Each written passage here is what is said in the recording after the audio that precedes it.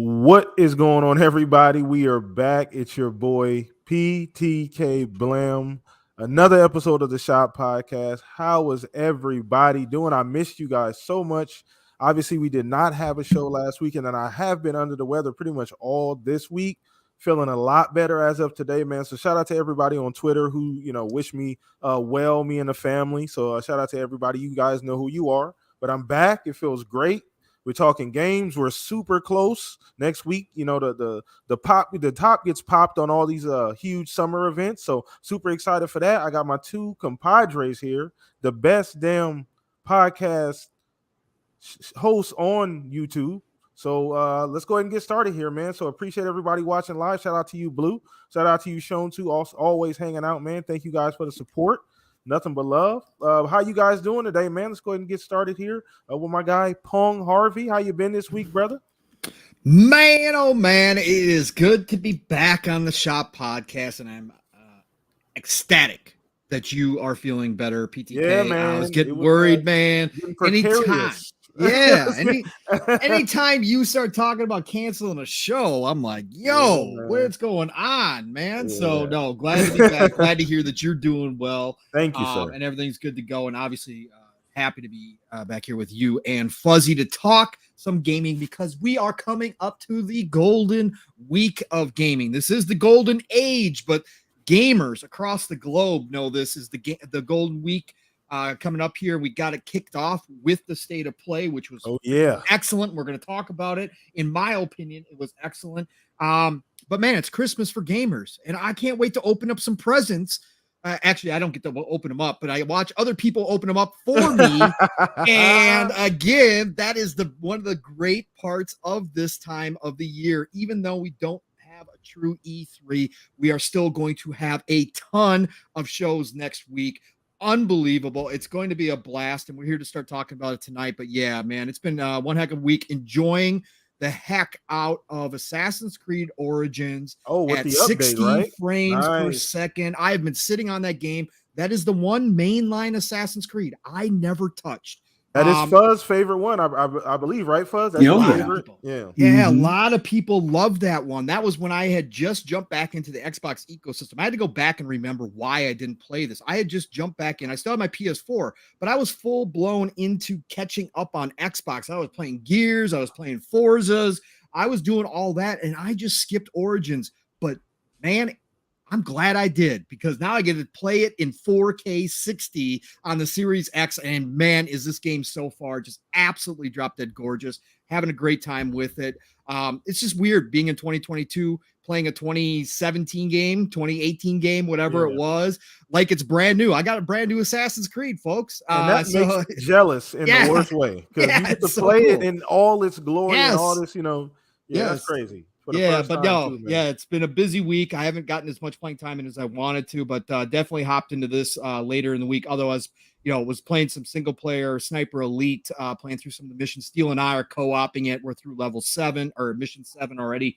We played a ton last weekend, so I went back through and got some of the secret stuff and I doing gotta that download kind of stuff. That game, man. You have to. It's so good, PTK. I mean, I've played them all. I've been playing them since PlayStation 2, 16 years ago. So I've played all of them. So I've known about Sniper Elite. And Rebellion is one of my under the radar favorite developers. And now that I'm playing this one and what they've done with it, I'm even more on board. Once I get through this Activision Blizzard deal, Phil, go grab Rebellion. This team is special. No, you give this team some money and some time. This game already is freaking great. It's on another level from the other ones, man, but they can pull off stealth. Again, PTK, you've been missing Splinter Cell. This game, if you want to play it like Splinter Cell, you can. It's World War II, so it's not quite the same, but it does have that same feel to it if you want to go full stealth. The AI is smart. You gotta watch patterns. You got to know their movements. Man, what a great game. And to have it drop into Game Pass, a lot of people discovering Sniper Elite for the first time and realizing that they love it. So that's always the best part of watching that happen throughout this community. So, hey, man, it's been a good time to be a gamer. A little slow on the news side, but we got a lot to talk about. So let's get down to it. Oh, man. Once again, buckle up, everybody. Shout out to the chat. OCD, once again, shown to. What's up, J. Rimbert, the Blue, Focus Active. What's going on, everybody? Hanging out, man. Appreciate showing love. Stanley, what's up, my guy? What up, King? How you doing? How everybody doing this evening? Man, we back. You know what we got to do this week. We got to get right back in our bag. We got to get primed and prepped for next week. But we're gonna go ahead and throw this thing over to Mr. Fuzzy Belvedere. How you been this week, brother? I've been doing pretty good.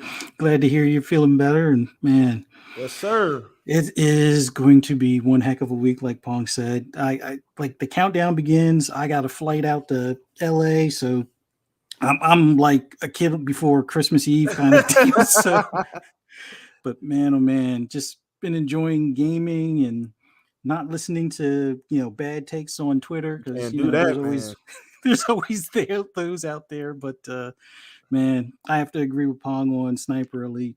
It's one of those games. I'm not the biggest World War II fan. Like I was playing, what was it, 1942 and all that stuff on PC way back. So it's like a bit of a history buff, but I the next World War II-ish type thing I want is another Wolfenstein, but like the alternate universe type of deal to be more of the underdog and kick their butt type of deal. But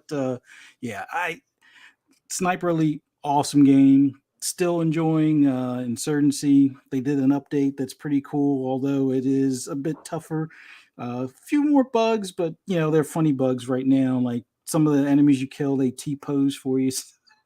It gets. Sometimes it's funny, sometimes it's like but it's still a fun game to play, and still enjoying Gran Turismo, even though they made it grindier again. Not as grindy, but they took away one of the I guess you could say money farms that a lot of people were doing. Although luckily I saved up like 50 million, so I got a good bit of the cars I want and a good bit of money left, so that should be good for a while. But awesome, man, we got so much to talk about, so many interesting things. Like that state of play was just the beginning, and it was awesome. But I have a feeling we're going to be in for a heck of a week, all the way up leading up to June 12th. So let's get to it. Hey, Fuzz, hold on, real quick question for you. You didn't get catfished this week, did you? Oh no. Okay, good. I just want to make sure. Marriage for 20. It'll be 23 years in December. Yeah, Fuzz is locked all the way down. Fuzz is over there in the gulag. Fuzz has no, I saw that nonsense, man. You got to give it to the people that like ran the scam, because it's like, man, they saw these gullibles out there just, I'll get into the console war for you. And there's a whole lot of them, Fuzzy. No, thank you. Please stay safe out there, man. Please, we don't need anybody getting catfish, man. It's ridiculous, man. PTK, you weren't a part of that. Was that why you were sick? Man, I was trying to keep that. I was trying to keep that on the low. Thanks, no problem. I've been exposed once again on my show. Shout out to everybody. Yeah, man, but it's been a great week, man. We always having fun here at the Shop Podcast. So if hit the like button, subscribe. If you're new here, appreciate you guys for hanging out with us. Everybody, hit the link once again. Let everybody know we're live. This is what we do every single Saturday, so they can come here, get the best damn gaming show on the weekend. We'll promise that for sure. So let's go ahead and dive in, man. We are starting with the Sony State of Play. Now, once again, due to me being sick, I missed a lot of that. I forgot there was a State of Play, Pong, until you threw it in the DMs. I'm like, oh yeah, there is a show happening today. Yeah, literally Thursday. So I had to go back. I watched a few trailers. Great show. Now, once again, we have to be clear here, people, and shout out to Others Inc. We need a hot take. Matter of fact, we need two from you since it's a return show. We missed last week. So Zink, look, PTK, we're talking about the State of Play. We're going to get some hot takes on Zink. Absolutely. I guaranteed. So it's coming, but I'm just making sure we get it out the way early. We got to bank it early. That way we don't have to wait to the last minute for the hot take.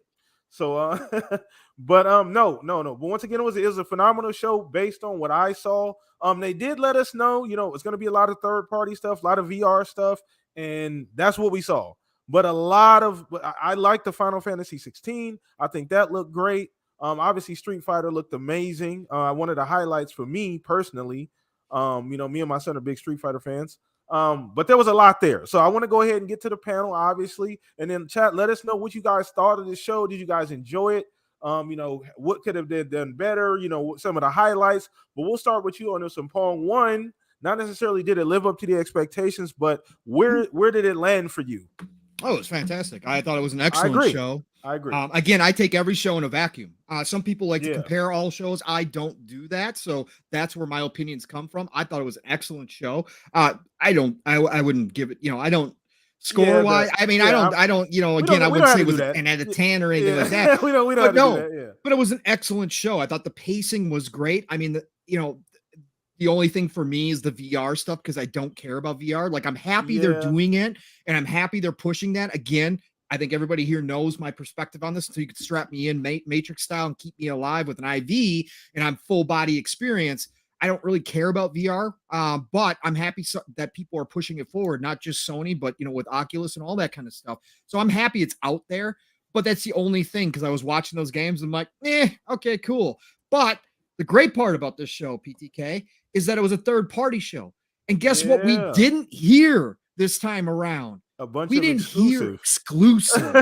We didn't hear that at all. And so what that means is that those of us that do not currently own a PlayStation 5 or will not be owning a PlayStation 5, depending on your perspective, that are Xbox gamers, also could look at this show, see gameplay, get release dates for a lot of games that we are going to actually be enjoying ourselves without a PlayStation in our home. And that was that was a bonus to this whole show as well.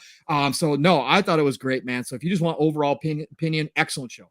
Pacing was fantastic. Games that they showed off looked great. Again, we got dates, we got gameplay. That's what gamers like. I don't mind CGI. I don't knock shows for CGI if you got to show it because it's far off. But this one was focused on stuff really close at hand, and what they showed was impressive to me. So I liked it. Awesome. Once again, I agree. Great pacing, like you said. They told us what they're going to show, then they showed exactly what they told us. So I don't think there was really any wiggle room for they didn't show what they said they were going to. They absolutely stuck to what they said they were going to in the previous tweet. Third-party VR stuff, a couple little things here and there. But like I said, it looked great. The RE4 remake that looked great as well. If you're into Resident Evil, but yeah, I'm not a super big fan of the VR stuff either. Not fan, but I get there's a group of people that enjoy VR. I'm just not one of them yet. I've done the PlayStation VR. That was cool. But I'm just not, into that as of yet. So, but yeah, I think it was a great overall show. We'll throw this over to you, Fuzz. Mm-hmm. Get your opinion on this, man. Where you at with the show? Did you enjoy what they showed? Yeah, I mean, they had some interesting things in there, like the VR stuff for Forbidden West or for Horizon. I was kind of expecting that to be there. One thing for VR that wasn't there that I was expecting, they kind of not really disappointed, but it was like, why wasn't no mention? Like VR support for Gran Turismo. It's something they did for the Gran Turismo Sport with the first VR. Kind of surprised they didn't make any mention of it for the the current game. So I mean, they could be holding that for their actual showcase, right? Yeah, but I would have thought that would have been like, since the game is already out, it's like, oh, by the way, you'll also get a free VR update when the PSVR 2 is released, type of thing. But I guess that when they actually officially announce it or release it, I guess that's when we'll hopefully get some sort of update. But outside of that, I think the biggest thing was that, like, kind of like Pong was saying, the third party aspects of it. Like, I was already, I purchased Street Fighter 5 on my PlayStation 4. It was a bad experience. It was a bad launch. And I probably should have stuck with my original gut feeling of, wait until Street Fighter has like the Super Turbo Ultra Edition or whatever with all the DLC and stuff like that later on. But, me being, I guess, a glutton for punishment, I went and bought it day one when Street Fighter 5 first came out. And so I had already had a bad taste in my mouth from that. And if they had made 6 exclusive, I think I would have revolted. I would have been like, that's Street Fighter's dead to me at that point.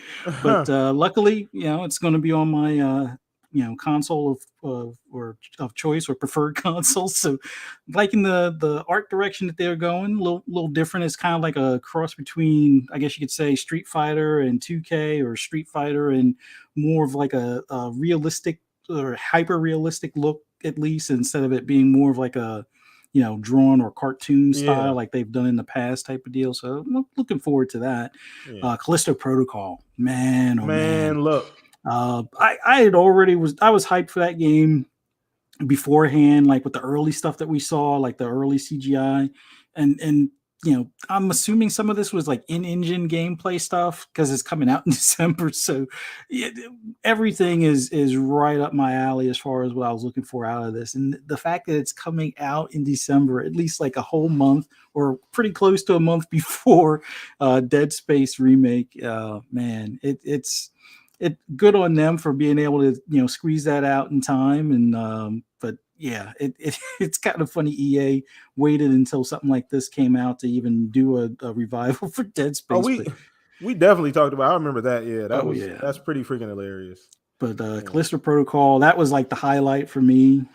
Stray, I think I was already hyped for that game. I'm a cat person, so I'm gonna let me correct myself. I was gonna buy that day one, but seeing as how it's going to be in a certain service, it looks like they're learning their from their competitors to put things in day and date for at least the third party stuff. So there's always that potential for the first party stuff down the road. But man, oh man, looking forward to that. And I think when I turn in my PS Now card or whatever, that'll put me on premium. So that's a nice little perk. But man, some of the salt from the Spider-Man that was like I think we all knew here that when they bought Nixus, that was in the cards. Like, I wouldn't say everything, but just about everything is eventually going to make its way to PC, and it rightfully so. They want to be able to. You saw the sales numbers that they just put out, and those are short periods of time. Those are like quarter numbers. Those are like 3 months worth of numbers, and they're doing like 10+ million, and way more than that in revenue. Just off PC game alone. So I agree, man. So hearing that Spider-Man's coming to PC, that was nice. The fact that Miles Morales, that's not a 4-year-old game, only 18 months or so, that's nice as well. And, kudos to Sony for kind of learning from Microsoft as far as how to, extend the life or the sales life of some of these games. Because at 4 years old, I don't think you're going to really get any more sales on the console. So you got to expand elsewhere. And then with Miles Morales, that was probably their biggest moving title for the PS5 as far as a launch title. So for all those that thought, oh, well, it sells too well on the console, they'll never move that over. Yeah, no, so much for that narrative. But, but no, it's awesome that more people get to play this game. And I know there's a few videos of some salty people out there or mad people. Well, some of them joking, some of them serious. But any way you look at it, you can't fault Sony for doing this. But in general, I give it I would say a B+ for a third party. They did pretty good. They're getting Tunic, which is, that's cool. It's great that more people will get to play that game as well. But overall, I think the big thing was Street Fighter and Callisto Protocol. Those were my big takeaways. Looking forward to those on Xbox, and so glad they weren't exclusive to the PlayStation platform. Exactly. But that's all I got. And that was so. Shout out to you, but that was probably the biggest surprise for me. And I'm glad you brought that up, Pong. Glad you followed that up as well, Fuzz. Is that we didn't hear exclusive, this year, and that's typical Sony. But once again, the rules are different, right? Yeah. Game Pass is the thing. It's kind of the wheels are up under that, and this kind of changed the entire course of like how we're going to release these games, where we're going to put them. It's no longer just we're going to feed our first party customers and everybody else will get the scraps. Now you have to look at the entire table and say, okay, everybody needs to eat in equal parts. You know what I'm saying? But no, really, really good show. I enjoyed the show. Like I said, I had to go back and I didn't watch it entirely. I did kind of just watch a bunch of trailers, to be fair. But I thought what they showed was phenomenal. I didn't have any issues with anything. And I'm super looking forward to their showcase when they have one. So when they announce, who knows when that'll come. But let's go ahead and throw this on to the next topic. Now, this one is something that I really wanted to be happy about, and I'm happy about the topic. I'm a bit frustrated about some of the reactions though, because they're a bit surprising for me. Now we're talking a little bit about Sonic Frontiers. I am a Sega fanboy. So if you guys are new here, how you doing? I am a Sega fanboy. I have been since day one, always will be. And Sonic is my guy. And I didn't know what I wanted this game to be, Fuss. I don't think I had an idea. Pong as well. I can openly admit, as a Sega fanboy, I had no idea what I wanted Frontiers to be. When they said like open world, obviously everybody's thinking Breath of the Wild type stuff, but I didn't know how a Sonic with the speed, all of that gonna fit in, right? Like how is that gonna work? And to my pleasant surprise, I think it looked great. Now we didn't see a lot. Yeah. We didn't see a lot. We saw a lot of action stuff. We saw a lot of shiny, but what I saw looked really good. It looked way better than a concept that I would have come up with, that I thought an open world Sonic game would be. So that's just for me. And I did see some people upset about that. Quite a bit of people saying, "Oh, well, it's not really what I hoped it would be." And I'm like, "Well, what exactly did you think? It's not going to be GTA. No, we're not getting a GTA Sonic, are we? Like, I don't think that's what's happening." But I'm gonna go ahead and throw this over to you, Fuzz. I'll pass the baton here. But chat, let me know what you guys think about the Sonic Frontier trailer. Did it increase the hype? Did it hit the expectations? What'd you expect? Let's throw this to you for Fuzz first. Yeah. Also a Sega fanboy as well. Like I was big in the arcades as far as everything Sega made, and Sega Master System all the way up through the Saturn. Kind of fell off after that because I was running out of. Well, I wasn't running out of money, but I was spending all my little bit of money that I was making working part time, paying for all the new hardware that keeps on lasting like only like a year or so type of deal. I mean, it lasts beyond a year. It was just that the support for it just kind of died off with the 32X and Sega CD and then the Saturn. But outside of that, I was always a fan of Sonic 2D.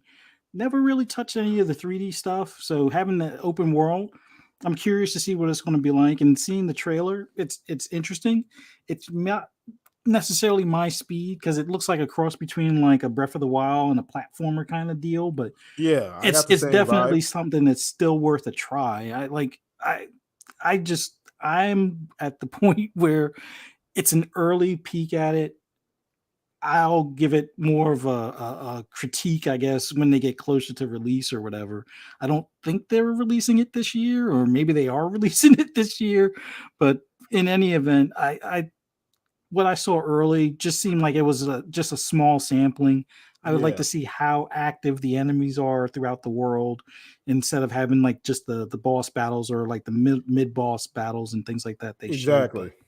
But overall, I like the fact that he can all of a sudden like get a burst of speed, take off through the flowers and stuff. So you're not having to walk or take forever to get from point A to point B type of thing. So that was pretty cool. Yeah, and once again, I think that's the biggest thing for me. And I get it. Shout out to Boba Fett. He said, feels a bit sterile, like something someone will make in UE5 and upload for clicks, still holding judgment until I see more. That's fair. That's a fair assessment. I get it, right? Like I said, the biggest thing for me was how is the speed? How is he, being this insanely fast character, going to maneuver in that world? How are the enemies going to react to him? Being able to just zoom in and out of the world? Like, how is that all going to work? So, like you said, it looked promising to me. We did see a lot of like action shots and very specific scenes and parts of the game. So I would like to see just a more broad review, and we're gonna get that, right? So I'm not too worried about it. But from my original idea, like what would a Sonic open world game look like? It looks like they got something to build on. So we'll throw this over to you, Pong. Get your just reaction, to that. Like, where you at with just the Sonic Frontiers game? Well. I sat on this for a few days. My initial reaction, I tweeted out right away. I said, don't call it a comeback. New Sonic looks fantastic, because it did. Did you pull that back? I hope you no, I didn't necessarily pull it back. Again, because I'm a Sega fan and because I didn't have any expectations outside of Sonic being in an open world. Finally, Sonic Adventure 2 was great. I love the Adventure series. I wish they would have just done Sonic Adventure 3. I would have been freaking off the charts hype for this. But I just want to see Sonic, much like you, in the open world, PTK, and just kind of see how he's moving and what it's kind of going to feel like, I guess, per se, just from my eyes perceiving it. Exactly.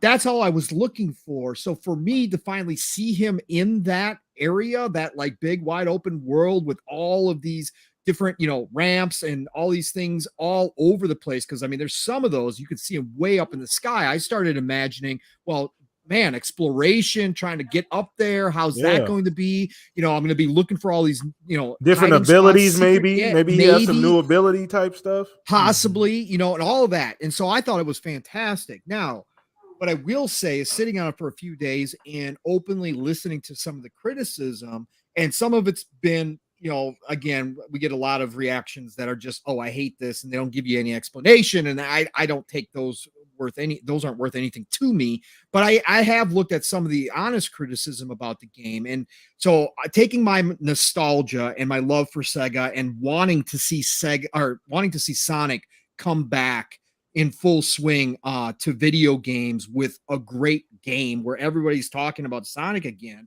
I do want that. I want that in the worst way. Taking myself out of that, there is some general criticism that I think is actually warranted. But again, unless this could have just been a very poorly chosen vertical slice of the game, and we're not seeing its true form. This is just one area. We haven't seen other areas, so we don't know if other areas might be more populated, might have some different feel to them. But if this is indicative of what we are seeing, then the world is a little empty for me. The enemies, again, is Dr. Robotnik part of this? Because those enemies didn't identify with like a Dr. Robotnik kind of enemy, right? They seemed alien-like. I told to steal this morning, some of the architecture and some of the kind of the future stuff that they had there on some of the platforms, it reminded me of Halo almost, right? Very alien in nature. I'm sure part of it was the color scheme that they had going, but it was alien in nature, and that's the way the enemies felt. So without knowing what the story is going to be, it's hard for me to judge this. But that all leads me to the one critique that I did see that I do agree with, because thinking on those feelings when I watched this, and I've watched it quite a few times now, there's nothing if you take out the rings, okay, and you take out Sonic off the screen and you just showed me the world, I would never tell you that's a Sonic world. There's nothing really identifying to Sonic. Right? Sonic games have a very specific feel. If you looked at the old Sonic games and somebody just showed you the level without the rings, without Sonic, you'd instantly know it's Sonic, right? This now has a more generic, or I should say very generic feel to it, minus those key indicators. And to me, that is a problem that Sega should probably take to heart, that they probably do have to get a little bit more creative and give some of that just character to the world that tells me that it's a Sonic world, even though he's in a new place, even though this is a new kind of adventure for him, that this is still a Sonic game. And so I think that is something that Sega should look at. And to Fuzzy's point, they still are saying that it's launching this year. Now, they didn't give a date or anything, but they did say they want to launch it this year. But Sega just recently also came out and said that they want this game to review well. They're looking for high review scores. Okay. All right. Well, we know most Sonic games outside of the classic ones have not scored necessarily very well. So if they're looking to that, and that is a goal of, Sega all in, that they want Sonic to live up to the movie standards that are now kind of set because the movies have done so well, then I think they should pull this back. I think they should put it back in the oven. I think they should let the team go to work and kind of listen to some of the fans' criticism. And I think, go ahead, Pete. It's such a small piece. Yeah. Yes, correct. And that's what I'm saying. Remember, I started out by saying that, I agree with you.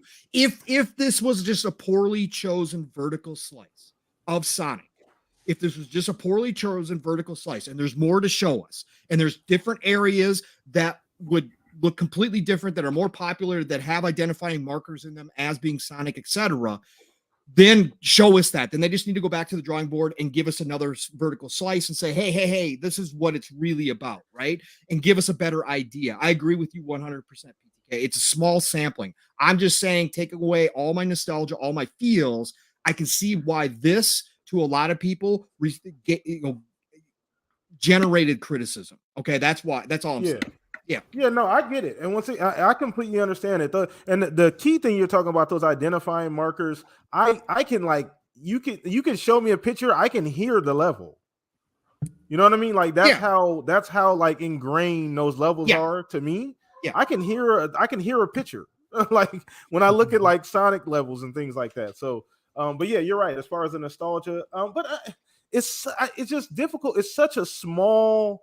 I mean, how long was the trailer? Like, we got 7 minutes of gameplay on IGN. So they do. They have said okay. So I didn't, you haven't watched that yet? I haven't gone to watch it. See, I'm working with limited information. You got to go watch the IGN thing. You'll get a much better idea about it by watching that 7 minutes. Yes. And then they released a separate one. I think it was a couple minutes long of some of the battles, which we kind of saw in the early trailer, but they did a more in-depth look at some of the battles and how that's going to play out. So I'll be interested to hear your take after you watch that. Exactly. So this is going to have to come up at some point again because I got to watch that. So and another thing, why do I have to mute my mic? When did I say Sonic is horrible? I said personally I liked what I saw. I put out the tweet saying it looked fantastic. I'm just saying that removing myself from my own bias, that I can see some people's criticisms, and that's what I was explaining. But I want Sonic to be freaking awesome. And what I saw, I'm going to play because I love Sonic. So I don't know what you doesn't realize we're on the same team. Yeah. What the hell? I love Sonic, right? If you put Mario and Sonic in front of me and said choose one, the other one disappears. It's going to be Sonic every day of the week. Okay. Period. So I love Sonic. Look, I was just trying to explain that I could see. And PTK, knowing now that you have not watched that 7 minutes, I do get where you're kind of feeling that. Like, again, go watch it, and I can't wait to hear your impression afterwards. Oh, I definitely will. If it's not gonna be in a video, it'll be on Twitter at the very least when I go watch it. So no, and once again, and that might revise how I'm even talking about this. Shout out to everybody, Grumble, Christopher Marshall, everybody hanging out here, man. If you're new, hit the like button, subscribe if you've not already, man. Kick your shoes off. We're already all hanging out, get comfortable. I don't know, Fuzz, you wanted to follow that up? Anything else you got to say? I didn't see the footage, Fuzz, so you had already seen that? I saw that footage, and that part, that was the interesting part as far as like some of the battle stuff, although it's going to take some getting used to, because I guess it's like a final phase when he goes to hit the enemies where he's like zigzagging around. But overall, that part is fine to me. I want to see more of like when you travel through like an open world like that, like, all right, what enemies are over to the right, what enemies are on the other side of the tree kind of stuff. Like, I want to see more of that sprinkling around as far as how the enemies are laid out and stuff like that. So, but other than that, it looks like it's going to be a good bit of fun. But I'm going to wait till we get closer to like a more of a release date, because I'm figuring some of this is early stuff, just because you're not hearing, all of the the normal sounds or the usual sounds that I'm used to hearing. Like, you hear the rings, you hear the whirring sound when he speeds up, but there's some other stuff that they gotta add into some of those clips and things. But yeah, it looks like it's going to be fun. But definitely check out that extended footage. I will. I definitely will, for sure. Okay, I have to check. And so when are we assuming this game comes out? If you guys don't mind me asking, chat as well, when are we assuming this comes out? I see, if they're targeting 2022, I'm figuring they're probably going to hit holiday, so sometime November-ish, December-ish, if they're still targeting 2022. But I'm hoping they're geared more for like a 2023, like an early spring or something like that. I would probably prefer 2023 as well too. Now, and that's, we're saying this without knowing what this in a week. We don't, this shit could be completely different in a week, depending on how everything goes and further out. So, I think 2023 would be good. Early 2023. Shout out to Hydra. He said Sonic will flop. It'll be on Game Pass. I don't know. I mean, look, man, we do not need any negative Sonic. We don't need Sonic. Doesn't need that. I mean, Sonic's been down for a long time. We need all the positivity we can get for these Sonic games, man. So, but yeah, I say early 2023 is fine. Anything for you? Any preference, Pong? No, I mean, if this was an early review, and again, we don't know when this what build this was taken from. We don't know any of that. Okay, and so without knowing that, I don't know where it's at. Right? If they think they've got a complete game and they can get it out for holiday, fantastic. This is the perfect year to do it because a lot of the big games are missing this year and got pushed to 2023. You move this to 2023, yo, you're running into train after train after train. Yeah, that's gonna be About tough. ready to hit you no matter what month you pick, especially early 2023 that we know of right now. It's already getting stacked. So for me, I think that if the game's ready and they are confident in it and it's what they want it to be, then yeah, you get it out this holiday. It's perfect time for a Sonic game. I can't. It's perfect. It's perfect for kids. All of us old heads that love Sonic and want to play it. Man, it's going to be a great time for them to launch it in holiday 2022. So hopefully they can hit that.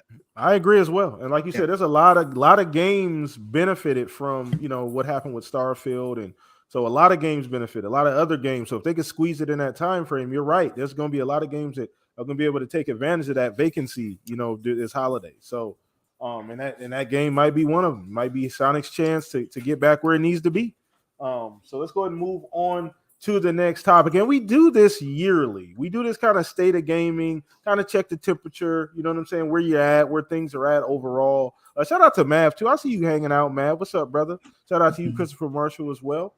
But yeah, like we do this state of gaming, where you're at, just kind of an overall review. If you're feeling shitty about gaming, this is where we talk about that. If not, let us know as well. So once again, chat, holler at us, let us know how you guys feel about this. But I'm actually gonna just start with you on this one, Pong. Like we'll throw the ball right back to you. Just kind of get your overall this is before we get these events, before everything kind of starts going crazy Monday. Where you at right now? Where the new generation started, obviously, and it's been a little time since then. Just kind of how are you feeling? Oh, I'm feeling great. Again, Golden Age of Gaming is here. It's never been better. Again, I'm playing a 2017, 2018 game, brand new, like it's never been played before, in the best quality ever, 4K 60. And so, I mean, again, that kind of stuff that we've seen has really carried this generation because we still don't have a game. I mean, Microsoft Flight Sim probably pushed the tech with everything they did, but we're still got all these cross generational type games from both Sony and Xbox. We really haven't seen the power yet. Starfield was probably going to be one of those first ones. That's why everybody was so hyped about it as well. So again, from that standpoint, it's been a different generation, and that's due to things outside of these companies' control in a lot of ways with the pandemic and everything else. It's set everything kind of back, but I am more than satisfied with my investment. I've never had this many games to play at any given time in my life. And so for me, it's freaking ridiculously good. And it's just building from here on out. Yeah, Starfield moving, big gut punch to me. It was one game I've been in my most hyped game past 5-10 years, whatever the case may be. I don't get it this year, right? But at the same time, I'm not going to be in a drought. I'm not going to be without quality content to be playing that's going to be entertaining me. So, yeah, man, I love the state that everything's in. The way that both Xbox and Sony have handled things through the pandemic, doing their best to get out the machines, especially on the Xbox side of things. With the Series S being more available than any other console, they've handled it extremely well. And for me, that's the most impressive thing is how they've managed all of these issues that have popped up outside of their control. Now we've got the war going on, which has pushed development back for some people over there and caused other issues. So again, a lot of this stuff, it just never would have been expected, but both of these companies have adapted well. And here we are. And, yes, I was one of the lucky ones, got the Series X on release date. So I've been enjoying the hell out of myself ever since then. A lot of people are still searching. A lot of people still have not gotten their hands on a current gen system, which is sad, but it's coming and they're getting them out as fast as possible. And hopefully you'll get yours soon enough if you don't have one. But I think right now where everything stands, I got to say that this has been a great start to the generation. And the fact that we haven't even really seen anything to say this is current gen, like that's like crazy to me at this point, 2 years in, coming up on 2 years in. But I think that starts next year very early on in a lot of ways. And maybe just by the end of this year, we'll get something that does too that we weren't ready for, or maybe like a Stalker 2. Maybe those devs do get it out in December and we finally can say, hey, we've got something kind of showing the power of these systems. But I think overall, again, just a great start to the generation. Everything I'm seeing is just so beautiful, man. We've got IPs coming back to life that have been dormant for decades. We've got, more PC games coming to console than we've ever had before since the 360 generation. All of that stuff. That's why I always call this the golden age, because we are seeing a different just a totally different volume of content coming our way, but quality, nothing but quality coming out. And I'm so happy right now. Oh, dude, you can't even I was wondering when things were going to start heating up and everybody was going to start to feel that Christmas feeling again. Because I think people that got lost in the sauce for a little while, So I think everybody's starting to come around and realize, oh shit, there's a bunch of new shit we're about to get. Oh wow, we forgot about that for a little while. So I am pleasantly surprised to log back in Twitter and see things have kind of gotten to some semblance of normalcy as far as people being excited about these events. But yeah, I would agree as far as just where I'm at with the state of gaming and where things are at. It's been an interesting generation. I can't say we called this generation, but I do think a lot of people got it right about the way Xbox ended last generation and the way they were going to start this one. I think there was a large group of people that got that right just because you could see the energy and momentum. But I think ultimately this is probably the best all three have been at the same time. I mean, you could argue the 360 generation. Certainly the healthiest. The healthiest. That's what I mean. Yeah. Despite all the issues, they are all extremely healthy. I mean, again, we always hate, and anybody in the industry that talks about the pandemic, I just saw Strauss in another interview the other day. And he was asked a question, did the pandemic help, how did the pandemic seem to help you? And, he was hesitant to talk about it, just like Phil has in the past too, because it's hard to say that you benefited from something as horrible as what the world went through and is still kind of going through right now. It's terrible to say that, but one industry that did benefit was video games. There's no doubt about it. No doubt about it. Records every month. Yes, exactly. Yeah, every month. Yeah. So you can't really deny the numbers. I mean, it is what it is at the end of the day. Yeah. And once again, this is being completely sensitive to the the entire situation. Yeah, and we also can't deny too, PTK, that even though it's tough to say it, with the video games actually helped a lot of people through this as well, right? There was a lot of positive. People stuck at home could still communicate with their friends outside. More people found out that they, online, I could still interact with people even though I'm locked inside. All this kind of stuff. So in a lot of ways, video games, yes, they benefited from a tragic situation throughout the world, but at the same time, they also helped that tragic situation, people mentally, to be able to stay in contact, have something to do, to keep their minds off of a lot of stuff. I know for a fact that there's a lot of people in this community that were helped greatly by video games. Without video games, it would have been a much harder time for them. So for sure, there is two sides. Yeah, definitely a great escape. Absolutely. I 100% agree. So, and just to kind of piggyback off of that, I mean, just the overall state of video games themselves, you know what I mean? Like you just said it, Pong, the unprecedented growth, right? We've never seen that much growth. Companies have never made as much money as fast as they've made it, which has led us to this point in time where we got acquisition season. That's a real thing. That's companies are going out spending billions and billions of dollars every 2-3 months, getting talent, getting new IPs, doing all these different things. They were not doing these things 2, 3, 4 years ago. We're in a unprecedented time, and it's crazy that people don't realize that. Even amongst, go ahead. I was just going to say, Microsoft spent more money in an acquisition than they ever have in the company's history for anything. Think about that. $1 trillion company just went and made their biggest acquisition in the history of their company, and it so happens to be video games. Man, that's got to tell you crazy. That's crazy. It's insane. Yeah. It's insane to even consider that. But like you said, this is the video game world we live in today. Despite all the bitching, all the complaining, everything we see, all the little stuff that we complain about, we are in a very, very, very time. And this is something that we should all take pictures of, take a step back and say, man, we were able to, play video games and see this unprecedented growth. So I'm with you 100% on that, Pong. So we'll throw this over to you, Pong, and chat. Let us know. Once again, we're taking questions, so drop your questions in the chat right now. Drop as many in there as you possibly can. We still got well over an hour left in the show, so drop as many questions as you guys can drop in there, so that way we can get to the stuff that you missed and questions that you guys have, maybe from stuff coming up. But let's throw this over to you, Fuzz, and get your opinion. Just we do this state of gaming thing, and right around this time every year, where we kind of reminisce on the previous year and just kind of where things have gone. So where you at just currently in gaming? I'm kind of torn, and then I'll explain. Like, for the most part, I'm glad that it's a reset for the generation. Like, no one likes being the, I guess, the butt of jokes and things like that, as far as like the way, I guess, the industry itself treated Xbox last generation wasn't the kindest, as far as whether it's the media or even some developers in that sense.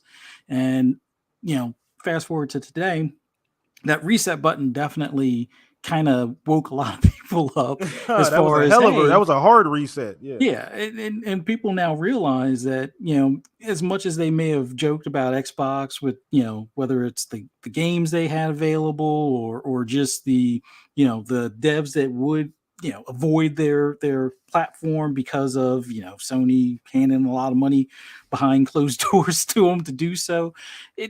It's definitely good to see the reset aspect of it. So they're all on like even teal or a more level playing field, albeit that now Microsoft has got the full back, or Xbox has the full backing of Microsoft. So it's not quite as level of a field, but it's great to see all of the investment that they've put into last generation that we didn't necessarily get all the benefits of. We're now experiencing those benefits, whether it be the hardware or the services and the games pretty much being right around the corner. The part that I'm torn about is that there are certain bad aspects of gaming that are still continuing. And sure, toxicity is going to be something that's always around. I'm not worried about that, because people are going to be people. So you're going to have people on either side that are going to, take things to the nth degree as far as how they endorse their preferred platform type of deal. But that's not as much of an issue for me, because you can ignore it or whatever. But when you have some of the bigger companies, like the ones that were like the pinnacles of publishers, that have kind of fallen or have taken a significant hit because of either missteps on upper management or just bad decisions in general for gaming. Like, they wanted to make that quick buck. Oh, Battle Royale is the next big thing. Oh, let's throw a lot of money towards that, and then not have anything pan out type of deal, or put all of their eggs in one basket with this licensing for this particular sport, and they want more money and we're not going to pay it, so we're kind of stuck. So looking at companies like EA and even Activision, for that matter, taking a little bit of a hit, and even for the most part, even though they were draining customers on the same game 6 or 7 times when it came to Take-Two, all of them have definitely, I guess, gotten a little bit of a wake-up call that gamers are not going to just always eat it or accept anything they put out. Like, they've been putting out some games that are unfinished, or were not optimized, or just bad in general, bad overall ports. Like, when you look at like Take-Two with the Grand Theft Auto trilogy and stuff like that, like the actual mod community did a better job than what they allowed their dev teams to do to some extent. The way EA handled Battlefield, like they put some fixes out there, it became a better game, but then they abandoned it because they just figured that gamers will still accept just put it out there and we'll fix it as we go. And we're kind of tired of that. We're tired of these day one patches. We're tired of waiting for, the game that we pay for to be, the game that we expected.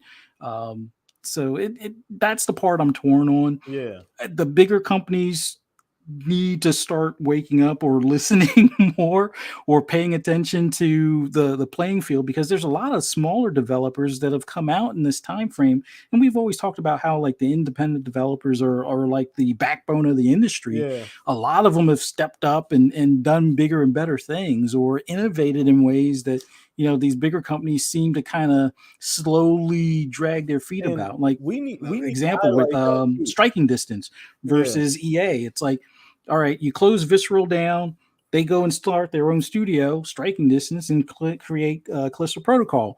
And then you see all of the excitement generated about, oh, you know what? That seems like we should be into that. Hey, we own Dead Space IP. Yeah, we'll put out a new one. We forgot So about that. it's like, but people have been asking you to do that for years. Why weren't you listening? I guess you don't like money, or at least it seems like it sometimes. So, but that's the part I'm torn on. But overall, like, just the state of gaming, I have to agree with you guys. It's at its best point, I would say, in the history that I can remember, as far back as late 70s, early 80s, where yes, I experienced a crash, but as a kid, all you know is that, all right, well, there aren't as many Atari 2600 cartridges or Coleco cartridges out there. And then Nintendo comes around and it's like everybody's about Nintendo. And then Sega, being the arcade kid, it's like, oh, finally something I can gravitate to type of deal. So it's definitely a whole different atmosphere. But it's great to see, like you said, all three of them are as healthy as they've been. No more, somebody at the bottom of the barrel getting kicked by all sides and stuff. And just overall games, like, yes, we haven't seen quite the aspect of the next generation hardware being pushed to its limits, but there's like some of these small devs that are doing big things, like was it not Giant Bomb, or maybe it is Giant Bomb or something like that made the Ascent. Like, looking Oh at that yeah, game, Neon that's Giant. yeah, Neon Giant. That small team made that Amazing. game where you could look at the Amazing. little fine details of like the Amazing, man. trash in the background, or the the busyness of the AI that's in the city, walking around doing whatever they do in the city and stuff. A lot of these like small dev teams are definitely, I guess, fill the voids or gaps where, games like Anthem kind of just fell off. Yeah, I mean, great game, but they stopped supporting it.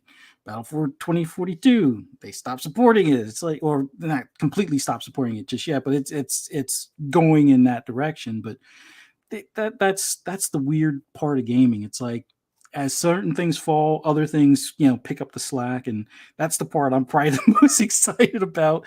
But just glad to see that everything is now just kind of getting to that pinnacle, like that it's the start of the snowball. It's more like you're pushing the pebble up the hill, making a bigger rock type of deal, because it's only going to get bigger as time goes on, as far as Exactly. what's going to be released, the innovations that we're going to see. I mean, we joked about cloud last generation. Now cloud is like here to stay, and it's an integral part of gaming and stuff. So just seeing all these new technologies and techniques and things, and seeing how things like Unreal 5 and whatnot are like as close as we can get to photorealism in gaming and not be as taxing on hardware. It's just exciting to see that we're just at the starting point of all that. And in a couple of years, man, if we're not getting our faces melted with these cross-gen games that look almost as close to photorealism like your Horizon 5, like, come on. Anybody that didn't know that, well, no, I won't say, let me phrase this right. For Horizon 5, anybody that just automatically knew that was a game, when they saw it, they were like, oh, that looks like, that's just a still picture, or maybe that's just video of parts of Mexico and stuff. And then you see the car fly by. Yeah. Everybody, I think, realized at that point, this next generation is it's going to be something awesome. And that game itself is just the beginning of what some of these talented studios can do. But that's all I got. I've rambled enough. No, awesome. Once again, man, this is our state of gaming. We do this around this time every year. We wait around the E3-ish time, whether or not there's an actual E3 event does not matter. All right. But we do this around that time. So, man, chat, you guys have been rocking with us. Appreciate you guys. We are now moving into the part of the show to where you guys run the show. So drop your questions in chat. I know that I've seen a bunch so far, so appreciate you guys being active, hanging out with us. Hopefully you guys are enjoying the return show. Once again, we're back after a short hiatus last week. So I'm gonna just go ahead and throw this out there. The first question I saw, shout out to Focus Active. He said wild Xbox predictions. His were 1, Rise sequel, 2, Shadowrun by Xbox Game Studio, 3, Ninja Gaiden produced by Atagi and XGP. What are your wild predictions? This is exactly where we're trying to go. We're trying to go to Speculation Town. Matter of fact, we've been there multiple times, and we're going back very soon. So I'm glad you made it real easy for us. So Pong, let the floodgates open, baby. Well. Tour time. Wild speculations, huh? We don't do those over here, do we? We don't do those, No, man. yeah. I'm trying to think of all the ones I've already given. Wild speculations. Look, I don't know if this is like a general wish question or what this actually is, but let me do this. Where do I want to begin here? Okay, look, my big one is that Bethesda is got a team together or a new studio that we are unaware of at this point that was rumored to happen that is going to go back and start remaking their classic games, such as Morrowind, such as Fallout 3. I want those to happen, okay? Flat out, period, point blank. I want that to happen nonstop. I think, and I still believe that Machine Games has not been working on Indiana Jones full time, that they have had a smaller team on Indiana Jones starting that game and starting the creation process and all that kind of stuff. But the main part of Machine Games has been finishing up Wolfenstein 3, and that is going to be the surprise, the ace up their sleeve this year, that they are going to be able to drop that this holiday. So I think Wolfenstein 3 is something that will find out June 12th. And I think that's going to happen. Again, this is all salt. This is all just me throwing it out there. But I do believe that one. And I guess we'll soon find out. I think that this is the year that we see a bigger, we've seen hints of this. And so again, wild speculation down here, but we've seen hints that the East is starting to loosen up towards Xbox, that the door has been cracked open by Sarah Bond, by Phil, by all the teams working over there. We know now that Xbox has a team and is building a team specifically in the East to do this. And I think that we are going to see we're going to see the door open even more come June 12th. And I think that Personas are coming from Atlas. I think that Persona 5 is finally going to come to Xbox, and I think along with that, the rumored Persona 3 and Persona 4 Golden console edition and remakes are going to also be coming to Xbox's side of things. And I think that also Final Fantasy 7 remake, if it's ever going to happen, and is going to be June 12th. So I think that we're going to get some of that big Eastern flavor JRPG stuff that a lot of us, again, it's niche, but a lot of us in the community have been clamoring for Xbox to finally get. I think we start seeing that happen in a big way come June 12th. And so I'll stand there and I'll let Fuzzy and you get some into, because I don't want to take up everything. So. No, it's all good, brother. I love hearing about this. I'd like to visit Speculation Town. Yeah, absolutely. I don't buy much. I just walk around sightseeing a lot of times. So I agree with the whole. I 100% agree. One, with the whole Japan East being a larger, having a larger presence at the Xbox event. We've seen that over time. The natural progression. If you go back and watch the last few E3s, we've seen a larger and larger presence, and Phil's influence on those, his visits every time he goes out there. So I would love to see. Now there is, I don't want to put that out there. No, I'm not going to do that. That's a bit crazy. But one thing I do hope to see, let's see. So I would love to see some Halo story DLC. Ooh. I would love to see, please please get me back into that. Give me a reason to get back into that world as far as the campaign. Mhm. Please just give me it could be an island. It don't even have to be like a whole nother planet. It could be an island. It could be a different part of the ring. Like I'm okay with that too. Like I would love to see, because Halo's never had story DLC ever. And you're giving me this gigantic world. So I'd love to see them follow up that and say, you know what? We're going to give you guys some damn story DLC with some like some character. I don't care, new old characters. It could be pre what happened in Halo Infinite. After, I don't even really care about the timeline. I just want to see some Halo story DLC. I love it. I love to see that. So that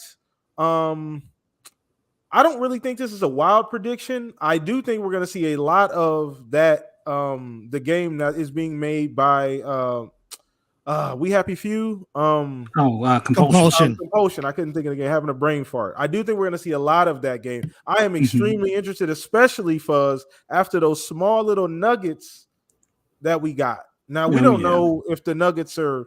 I do, the source is a very reputable source, so I'm gonna just roll with it. But that makes me so happy, Fuzz.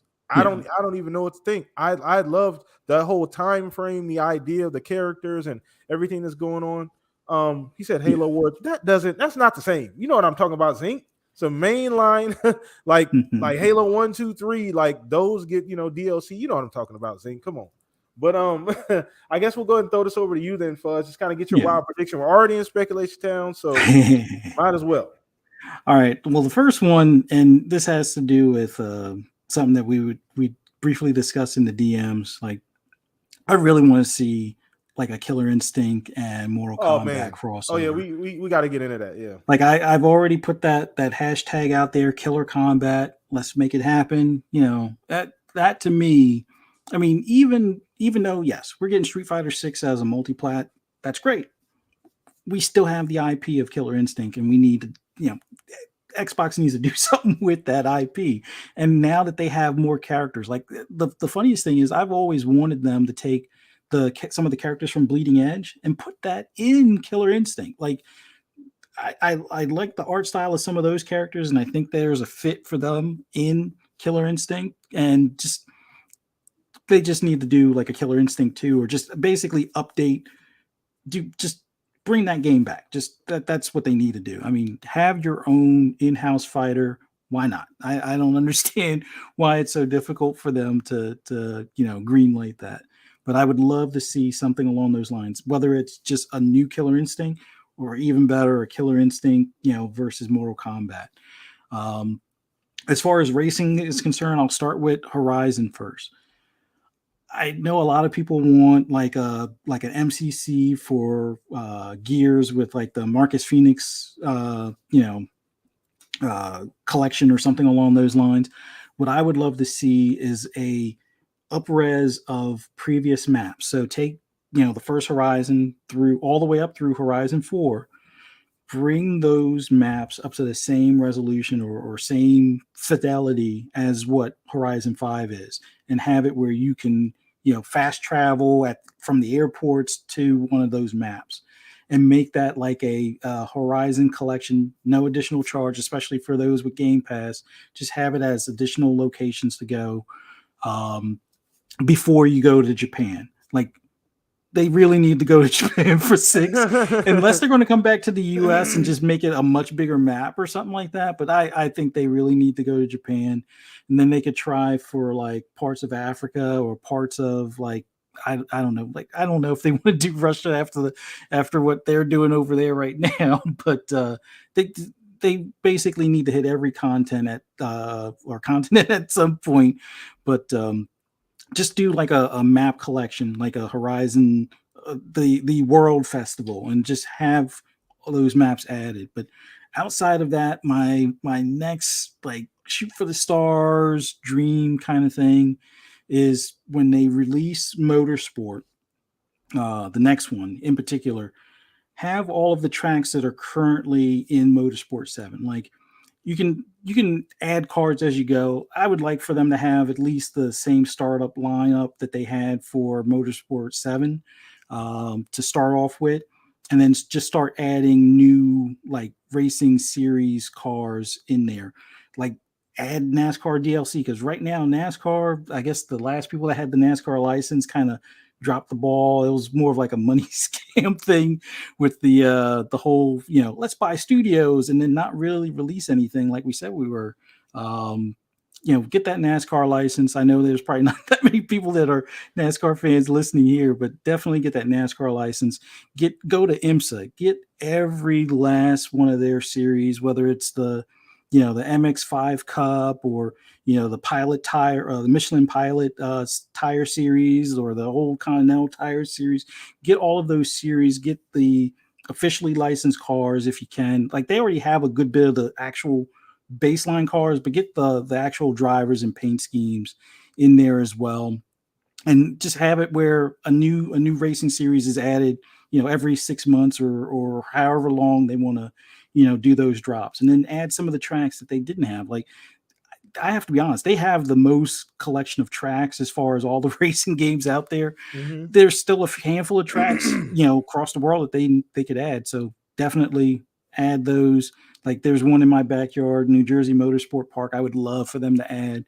I'd love to see that in the game and stuff. But that's all I got for crazy predictions. Like, that's me just being a racing fan. That's what I want. A fighting game fan. That's what I want. I mean, outside of that, I like Pong's earlier nugget about after Activision Blizzard's acquired Pickup Rebellion. Hey, I want them to also pick up New World Interactive and get Insurgency as like that co-op shooter, because at some point Sony's going to have to bring back SOCOM. So having something along those lines in house. Do you think the demand is going to be enough for them to have to bring back SOCOM? I think so, because if you look at the big picture, even though they'll still have Call of Duty and Warzone over there, when it's associated with Xbox, people aren't going to really pick it up there if everybody's already starting to gravitate over to Xbox. So they need to have their own shooter to some extent. And they could go back to Killzone. I don't care for Killzone. That wasn't my game when I was over at PlayStation. So just bring back SOCOM, have that tactical shooter that's more of like a modern warfare type of deal. Bring that back and at least be competitive on their end when it comes to shooters. That would be the one that makes it worthwhile to have that other box as well. But on the Xbox side of things, I want them to pick up New World Interactive and making certain see that SOCOM like competitor outside of Call of Duty. Call of Duty will be more of like the casual play shooter, and then make the Insurgency more of the serious shooter type of deal as far as for military tactical shooters and stuff. But that's all I got. I think SOCOM's already coming back. I think that's one of their games as a service that's in the works. I really do. Yeah. I think it just makes too much sense, like you said. And to your point about Killer Instinct and Mortal Kombat, interesting side note a little bit is after Street Fighter 6 was announced, Ed Boon came out on Twitter and gave us a little behind the scenes and said that they went to Capcom and tried to make Street Fighter versus Mortal Kombat a thing. They tried to make it happen and it just didn't work out. What if next step, if they wanted to do one of those kind of combo ones after Capcom turned them down, next step was, hey, Microsoft, you want to do a Killer Instinct versus Mortal Kombat? Maybe, just maybe, your Killer Kombat comes true at the end of the day. Maybe. That would be awesome. That would be awesome as hell, man. That would be a huge announcement, man. So, and I think they've outwardly mentioned Killer Instinct. Ed Boon mentioned Killer Instinct specifically as a game that he respects. Yeah, he said he would drop Mortal Kombat to do it. That's official. That's something he came out and said publicly. He would drop Mortal Kombat to go do Killer Instinct. How much he loves it. Yep. Yeah. So I mean that. Once again, I mean, this is what we're doing. You guys asked the question. We're going to answer the question. So shout out to everybody hanging out, watching us live, man. Thank you guys for hanging out. Hit the like button, man. We're taking more questions. Drop your questions in the chat, please. So let us know what you guys want us to talk about if we're missing anything. We got so much time left, a little bit under an hour left in the show. So I'm sure there's going to be a ton of things to talk about. So let me see if I can find some more questions here. I got to scroll back up to the top here. Let me see what I find here. We should have a couple. So this is about. Oh, he said it's. Shout out to Grumble. Shout out. He said, "Is King of Fighters really better on Xbox, or is it something to do with the latency?" I haven't. Haven't you played that? Both of you. I haven't played it. I for a lot of people that see, I didn't buy it on my PlayStation as well. I only bought it on my Xbox, even though I don't think they do crossplay just yet. That's supposed to be coming later. I mean, they have it where you can do crossplay, I think, between PC on either console, but the consoles won't crossplay just yet. That's down the road or whatever. But everybody that I've heard that has it on like PlayStation and PC, or PC and Xbox or something, or Xbox and PlayStation at the same time, it just seems like the latency is better, or it's lower on Xbox in comparison. There may have been a bug on PC in the beginning, which I think they patched, but for whatever reason, PlayStation, it just wasn't as fluid. Like there were certain like cancel combo things that you would try and do that, some of the YouTubers that are fully focused on it, they stopped doing it on PlayStation and started doing it on either Xbox or on PC, because those two places were at least better from a latency standpoint. Okay. All right. Cool. So great question. So we got a couple other questions that just dropped in the chat. Shout out to Mav. Shout out to Bacon. So Bacon Life asks, "What do you guys think of the rumor of Avowed coming this year?" Wow. Okay, we've talked about this a little bit here and there. We haven't like dove right in. So shout out to you, Bacon, for posing that question, so we can dive in head first. Yeah. Pong, you sound like things are already primed and ready. So I put this out weeks ago. I put it on. So I put it out in the public sphere. That this was my Hail Mary. For this year, after the whole Starfield and Redfall delay, this was my Hail Mary. Obsidian are nothing short of wizards. Okay, that crew is such a well-oiled machine. They have been together for so long. Yes, they've done a ton of hiring since they've come on to Xbox, but their core dev team has been together for so long and put together so many projects. And we know last year it was pulled from E3 that they were ready to show it last year, and they didn't do that. Now, we just recently heard that production has moved to Unreal Engine 5. Yeah. Okay. So here's my theory on this. And again, this is a Hail Mary, from any standpoint. But what if, because of the relationship that Epic has with Xbox, specifically, the Coalition we know has had Unreal 5 for longer than the public has been aware that Unreal 5 was a thing, because they are one of the main crews. They are the masters of Unreal 5. So what if that relationship entitled Obsidian to get their hands on Unreal 5 prior to public knowledge, and that they got to start moving that game over from Unreal 4 to Unreal 5 for a longer period of time than we are aware of? What if also, of course, having all the in-house talent that Xbox does, that parts of Coalition went over to Obsidian to make that transition, to help them with that transition to Unreal 5, to make things smoother?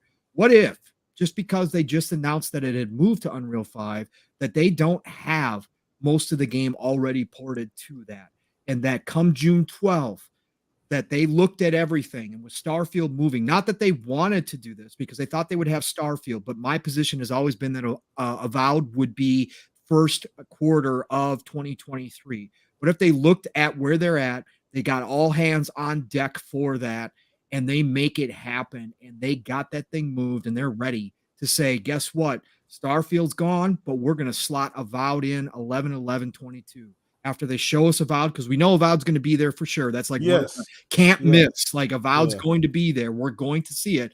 What if at the end of that showing, they say, by the way, you're going to be able to play Avowed 11/11/22. Man, man. You talk about heads falling off. Oh, sure. Man. I be on the ground. I will be jumping out of my seat. I will be, because that will just make everything so great to have Avowed sitting there. Again, it's a Hail Mary at best. Okay, you throw it up there, but I still think that there's a lot of things that kind of line up, that if there's any one game that has the chance to come out of the blue that we weren't expecting till next year, I think it is Avowed, and that's why I put it in. Well, so there's a couple things, right? I love Obsidian. I'm on record as saying that's going to be one of their best 3 studios or developers on out of their entire roster. Obsidian is going to be a top 3 developer out of the 30 some odd developers they're going to have once this Blizzard Activision deal goes through. They're going to be a top 3. Now, with that being said, do we know how long this game has been in development? I can't remember a point of reference as far as like how long, because right. I mean, look at Hellblade 2. Now we didn't get a full we didn't get a full 30-minute gameplay of Hellblade 2. Here's the deal. Here's what I remember without looking up anything. What I remember is that Avowed is a game that Phil was aware of when they made the acquisition of Obsidian. That Avowed was one of those games that was shown to him, whatever form it was, whether it's just storyboard or whatever the case may be, that they had presented, because obviously he got to see the roadmap, that Avowed was one of those games. So it's got to be around, at least storyboarding wise, had started back somewhere 2017, somewhere in that neighborhood. So that's the one thing I do remember. Yeah, right, exactly. In that particular scenario, that's like you said, storyboard. We're 5 years in at this point. Okay, and that was at least because he was aware of it. And then remember, Jez also has seen live footage or not live, but he's seen recorded footage of actual gameplay from an early build already. He already has seen that with his own eyes. So this has been something that has been in the works for quite some time. And again, they were ready to show last year. So, and we know what that means, PTK. If they were ready to show it last year, technically speaking, Phil has said they don't want to show things further out than, usually the following year. So maybe, again, that was probably before they made the decision to switch to Unreal 5 or, something like that. But maybe, just maybe, there's a chance. Chip and a chip. Well, Zinc, it's my list. What are you talking about? That's why you have your own list. Anyway, I love you, Zinc. I appreciate you watching this show. So I said they're going to be, one of the top 3. And once again, that's just my opinion, Zinc. So shout out to you, brother. So this whole, I'm a big fan of Obsidian. Like I said, I'm a big fan of Obsidian. I would love for this to happen. Yeah. I would love for this to happen. Like I think you've told me multiple times before that they were going to show it or they were ready to show it and that they didn't. But I would love for this to happen. I would love for that because I know we're going to see something from it. I would hope it'd be at least extended gameplay, some actual gameplay from it. But them coming out there showing like a full on like gameplay and then hitting us with a date at the end from this year man, I don't even know that would be so left. But once again, based on what you're saying, Pong, there's actually like plausibility there, right? As far as the timeline and how much time this game. Do we know how many teams they have working? Because I know that was it Grounded is a small separate team. Yep. And the the Outer Worlds 2 team is a smaller team right now. Correct. That's separate. And then they have the Avowed team, and I think there's another team. Yes, there's Josh Sawyer's team for Pentiment, right? His small team for his because we're going to see Pentiment at the show as well, and that's probably going to be released this year. But that's that small passion project of his specifically. So that's a small team in him that's working on Pentiment. So yep. Yeah. So there's four teams. I mean, and they were also the ones that were saying that they were going to do 7 games in 7 years. So at least every year, there's a game. That's a goal is like 5 games in 5 years. Like one per year was their goal. So, with them, like you said, and with the teams being split up, that means there shouldn't really be much complications. It should have been a smooth transition as far as, from project to project. So this thing really could be like realistically could be done. As far as like the timeline. Yeah. So if they've had Unreal 5 for long enough, right? Well, that's the kicker, right? That's the thing. And the thing is if they they do, I don't mean to keep carrying on, but I love this topic.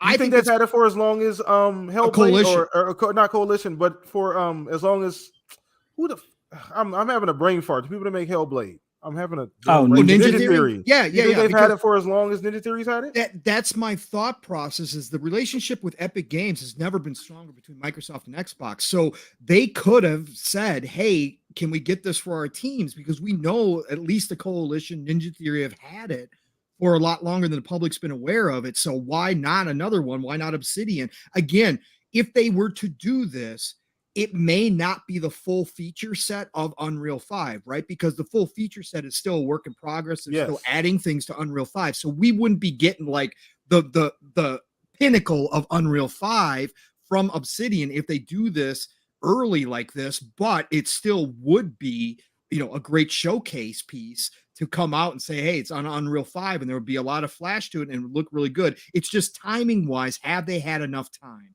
to be able to transfer all the assets to get up and running on Unreal 5? But again, you've got people, a whole entire team and coalition that's considered the masters of Unreal. So if you want anybody in-house that's going to be able to help out and make that happen, they would be right there for that team. Maybe it was. Maybe it works out. I don't know. Again, Hail Mary, but I'm throwing it up. No, I like that theory. I really like that theory. I think there's, I'll put it this way, there's better than the 50% shot, I think, of it, releasing it. Well, definitely, I think it's more of like a 90% chance it's going to be at the show or at the showcase. Yeah. And a 50% or 51 or better percent chance of it coming out this year. Would be a shocker. It would be huge, man. Yeah. I wouldn't be shocked if it comes out. I think it's more so like Obsidian seems like the Insomniac level as far as already having games probably 90% complete, and it's like, all right, the rest of it's just polish time, and all right, let's move to the next project. Oh, well, we already know that this wasn't going to come out until first quarter, but it's already done, or we're just in the polishing phase for it to be out for first quarter. Can you move that up 2 to 3 months? And I think they could bang it out without, well, I won't say much problem. Not that's going to be a problem, but I think they could do it without having to be excessive crunch. Like I think they would be able to pull it out. Yeah. And the last thing to consider, I just love this topic because it just makes so much sense, right? Because now Starfield is first half of 2023, as far as we know, right? First half of 2023. You don't want Starfield and Avowed stacked on each other. Right. So so you don't want that. So if Avowed was first part of 2023 originally, and they've got it ready, it makes even more sense now with Starfield moving into that slot. And again, we don't have an exact date on Starfield, and some people think Starfield is going to get another full year, and we're not going to see it till November next year, which God help me if that happens. But anyways, if you're planning on Starfield being that first half, and you've got Avowed that's going to be ready to rock and roll, but you were kind of sitting on it until the first half of 2023. But now Starfield has vacated. Yeah, man, move it back. That's what we've talked about. Eventually, Xbox is going to have that ability, right? This might be the first time we see that actually happen. That's a good point. That's a really, really good point. We did talk about this. This is one of the big things. Oh, shout out to Italian Clowns, new member of the Shop Podcast. Shout out to you, brother. Clowns. Thank you, brother, I appreciate the support, man. And once again, that's another way to help out the podcast and the show. Become a new member of the Shop Podcast, man. Appreciate you guys. Awesome. Shout out to you, Clowns. It's my guy, man. Appreciate you, brother. But it's funny because we started talking about this, and the more you've argued your case, I feel like I'm kind of swinging around, Pong, on this. Like, Pong, you pulling that lawyer mode on me today, man. Like, I'm kind of coming around on the idea here. Like, I don't know about to this. Be fair, there's a lot of people who are a lot more in tune than me that have been around here, that say absolutely no way that that doesn't happen, that the Avowed's not going to be ready for this year. So just to be fair, again, that's why I call this a complete Hail Mary. But at the end of the day, I think some things do line up, and there's a chance, a chip in the chair. So. Well, there's still a very obvious question.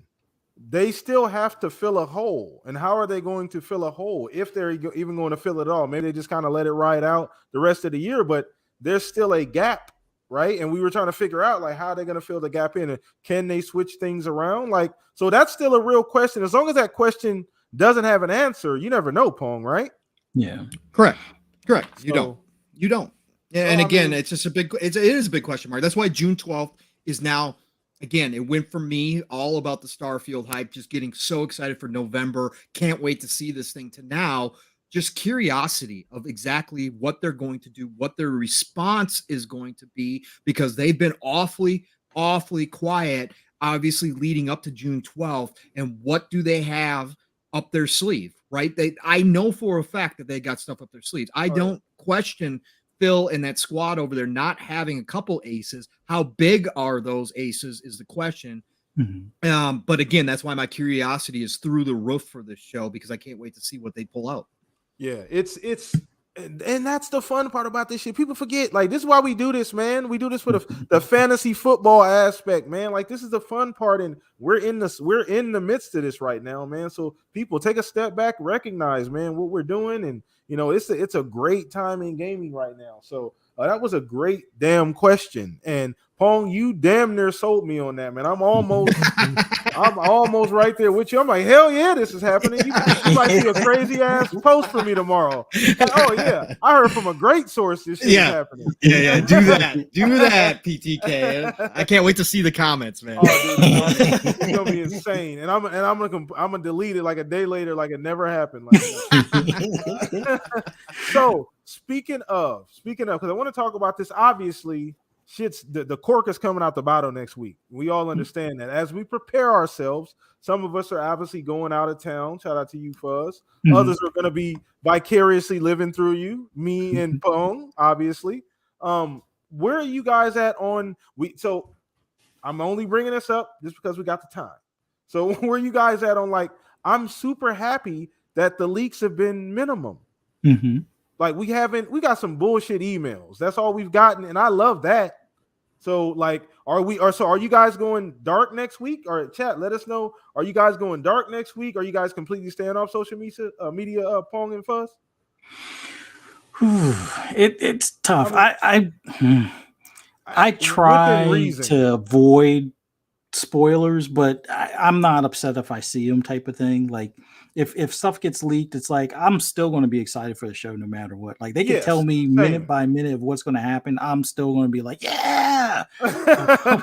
So I don't think they can ruin any of my anticipation on some stuff. It'll just be like, all right, well, I was hoping Motorsport would be there, and I know it's going to be there. So yeah, I want to see this thing, type of thing. But I'll probably just be, putting my 2-cent predictions out there, and, going back and forth for people about, oh, that's never going to be there, and you never know, so, I think if anything has been taught in Twitter world, never say never on Twitter, because somebody's going to dig up that tweet from 5 or 10 years ago and play it back for you when it comes up, type of deal. But I'm going to be lighter on Twitter probably this next week. It'll just be a matter of, all right, I'll put some gameplay clips and some pictures and, retweet some stuff, and, oh, breaking news. I'm not going to look at that one, and, go along with that stuff. Like, unless it's like on Xbox Wire,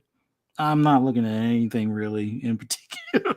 I feel you. I think we all got to be cautious, man. So watch the landmines next week. I think we've all been through this long enough.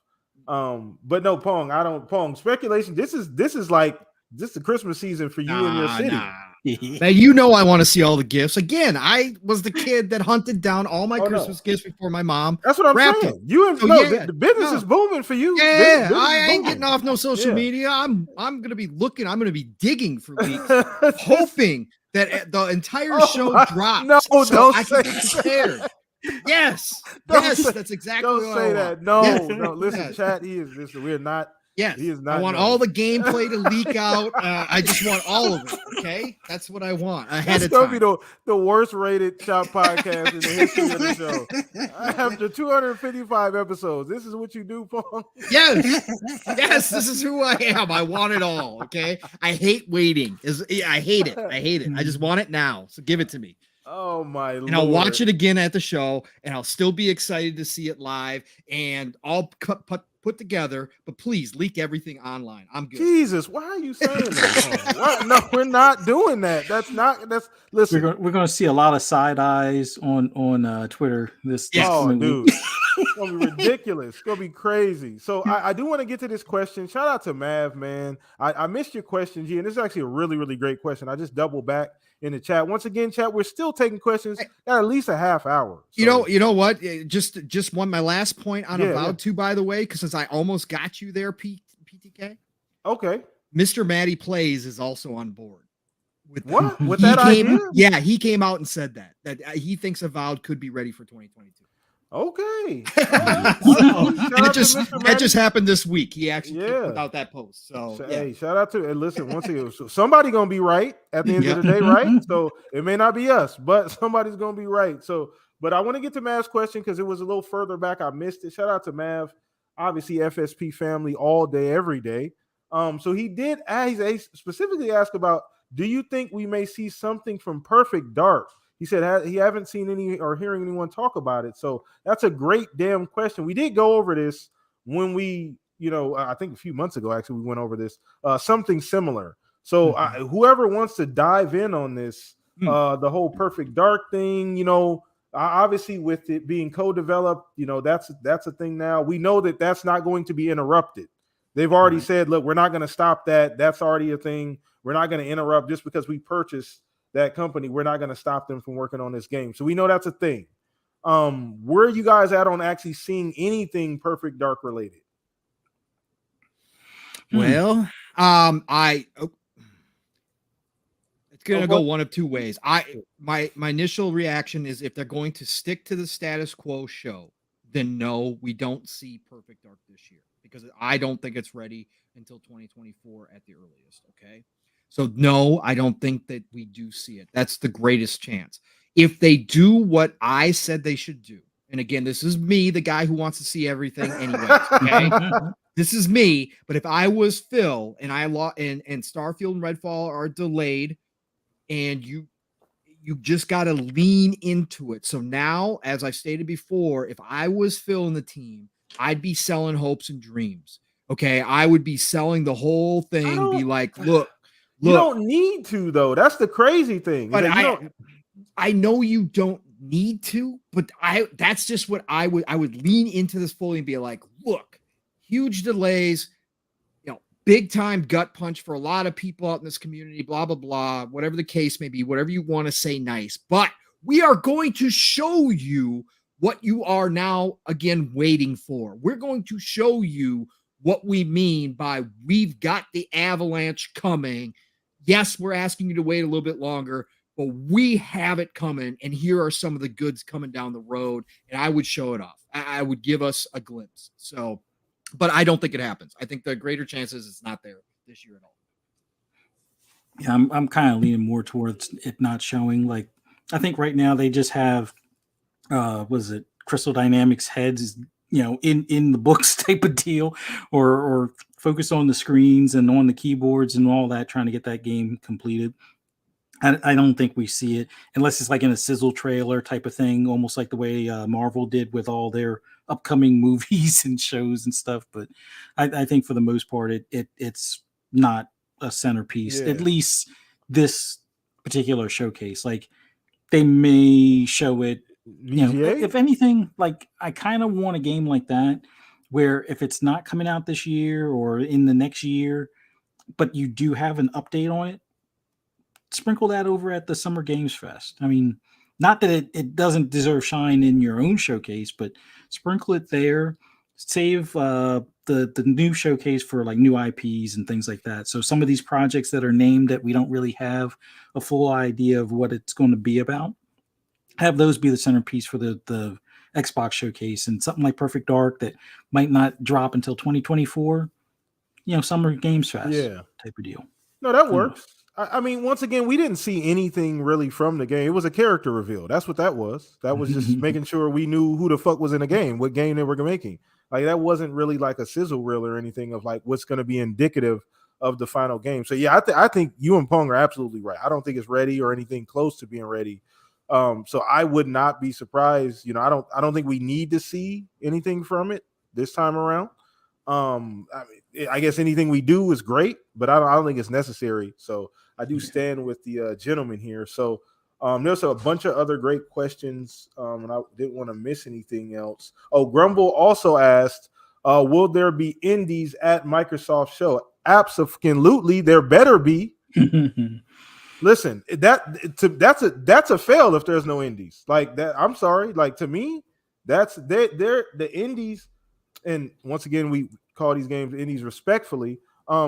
They've carried some of the show. Like the games they showed last year in the Sizzle Reel held their own with the other games that were shown last year. Yeah. So in my opinion, it replaced all of the other games we've seen as far as in that Sizzle Reel. Listen. We need that. They need that. That's been a staple of the Xbox brand. Indies has been a huge part. Indies and Game Pass, which drives Game Pass, and 70% of those games are smaller games. So I'd love to see more, and I can't wait if we do get a Sizzle Reel. We usually get one every year, so I think they're going to stick to tradition. So anybody else want to dive in on this? I think we get a release date on a couple of the indies that we saw in the Sizzle Reel from last year. Like the dev for Atomic Heart, I guess, dispelled the rumor of it being delayed. They've been still working on it, so it looks like it may still make the end of this year.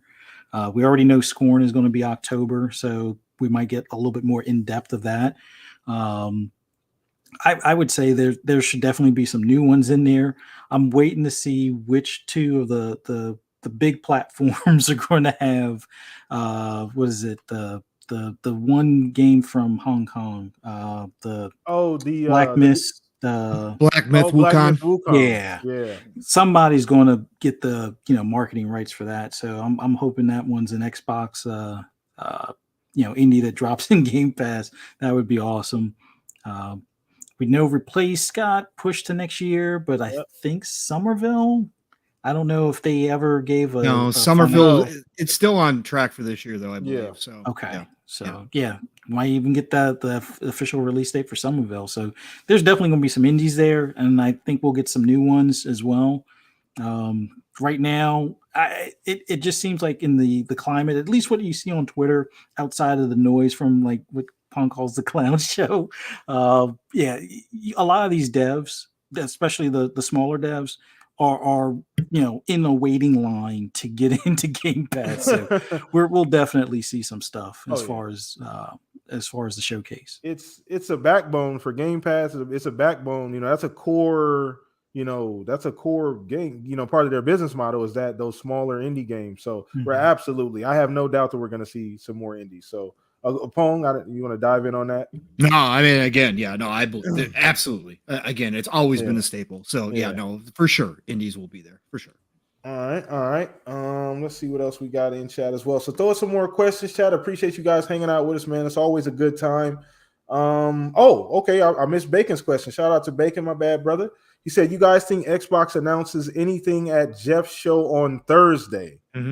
Yes. I think we've already said that multiple times, but yeah, absolutely. Shout out to you, Bacon. Thank you for asking a question. This takes us right back to where we want to be, Speculation Town.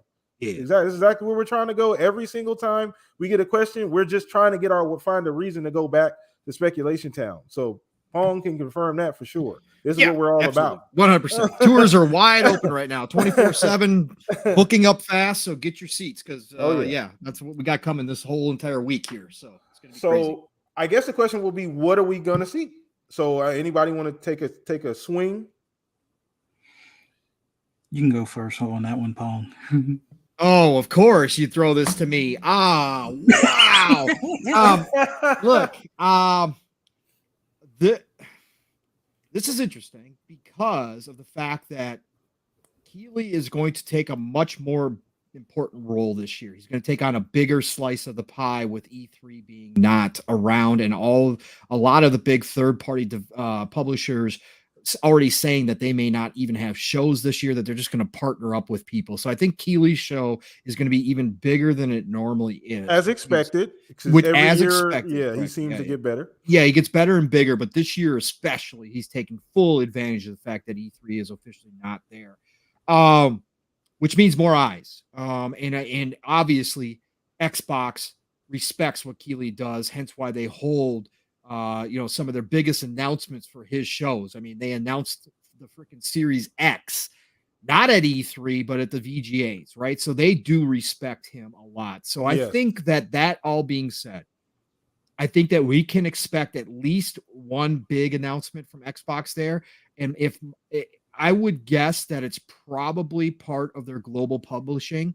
a third-party game that we are not aware of a deal that's been made for a third I party. would say that as well. Yeah, I think Mhm. that would be the perfect spot. And I think they'll probably have a couple smallers, maybe a couple of the indie titles there, or an update on one of their games that we already know about. Maybe I don't want to say that either because I think they hold that. I was going to say Grounded, but I think that we probably most likely get one big surprise third party game that's announced at that Game Fest for sure. That's my guess. I'm rolling with that. I think that's feasible. I don't think they're showing anything first party at his event. Like that's not happening. So I mean, I think they trust Jeff, but I don't know if they're going to give him a first party game to reveal. They've given him Hellblade. Hellblade's a VGA show now, right? So, but that's I know. Yeah, I don't know. That's a bit of a different occasion.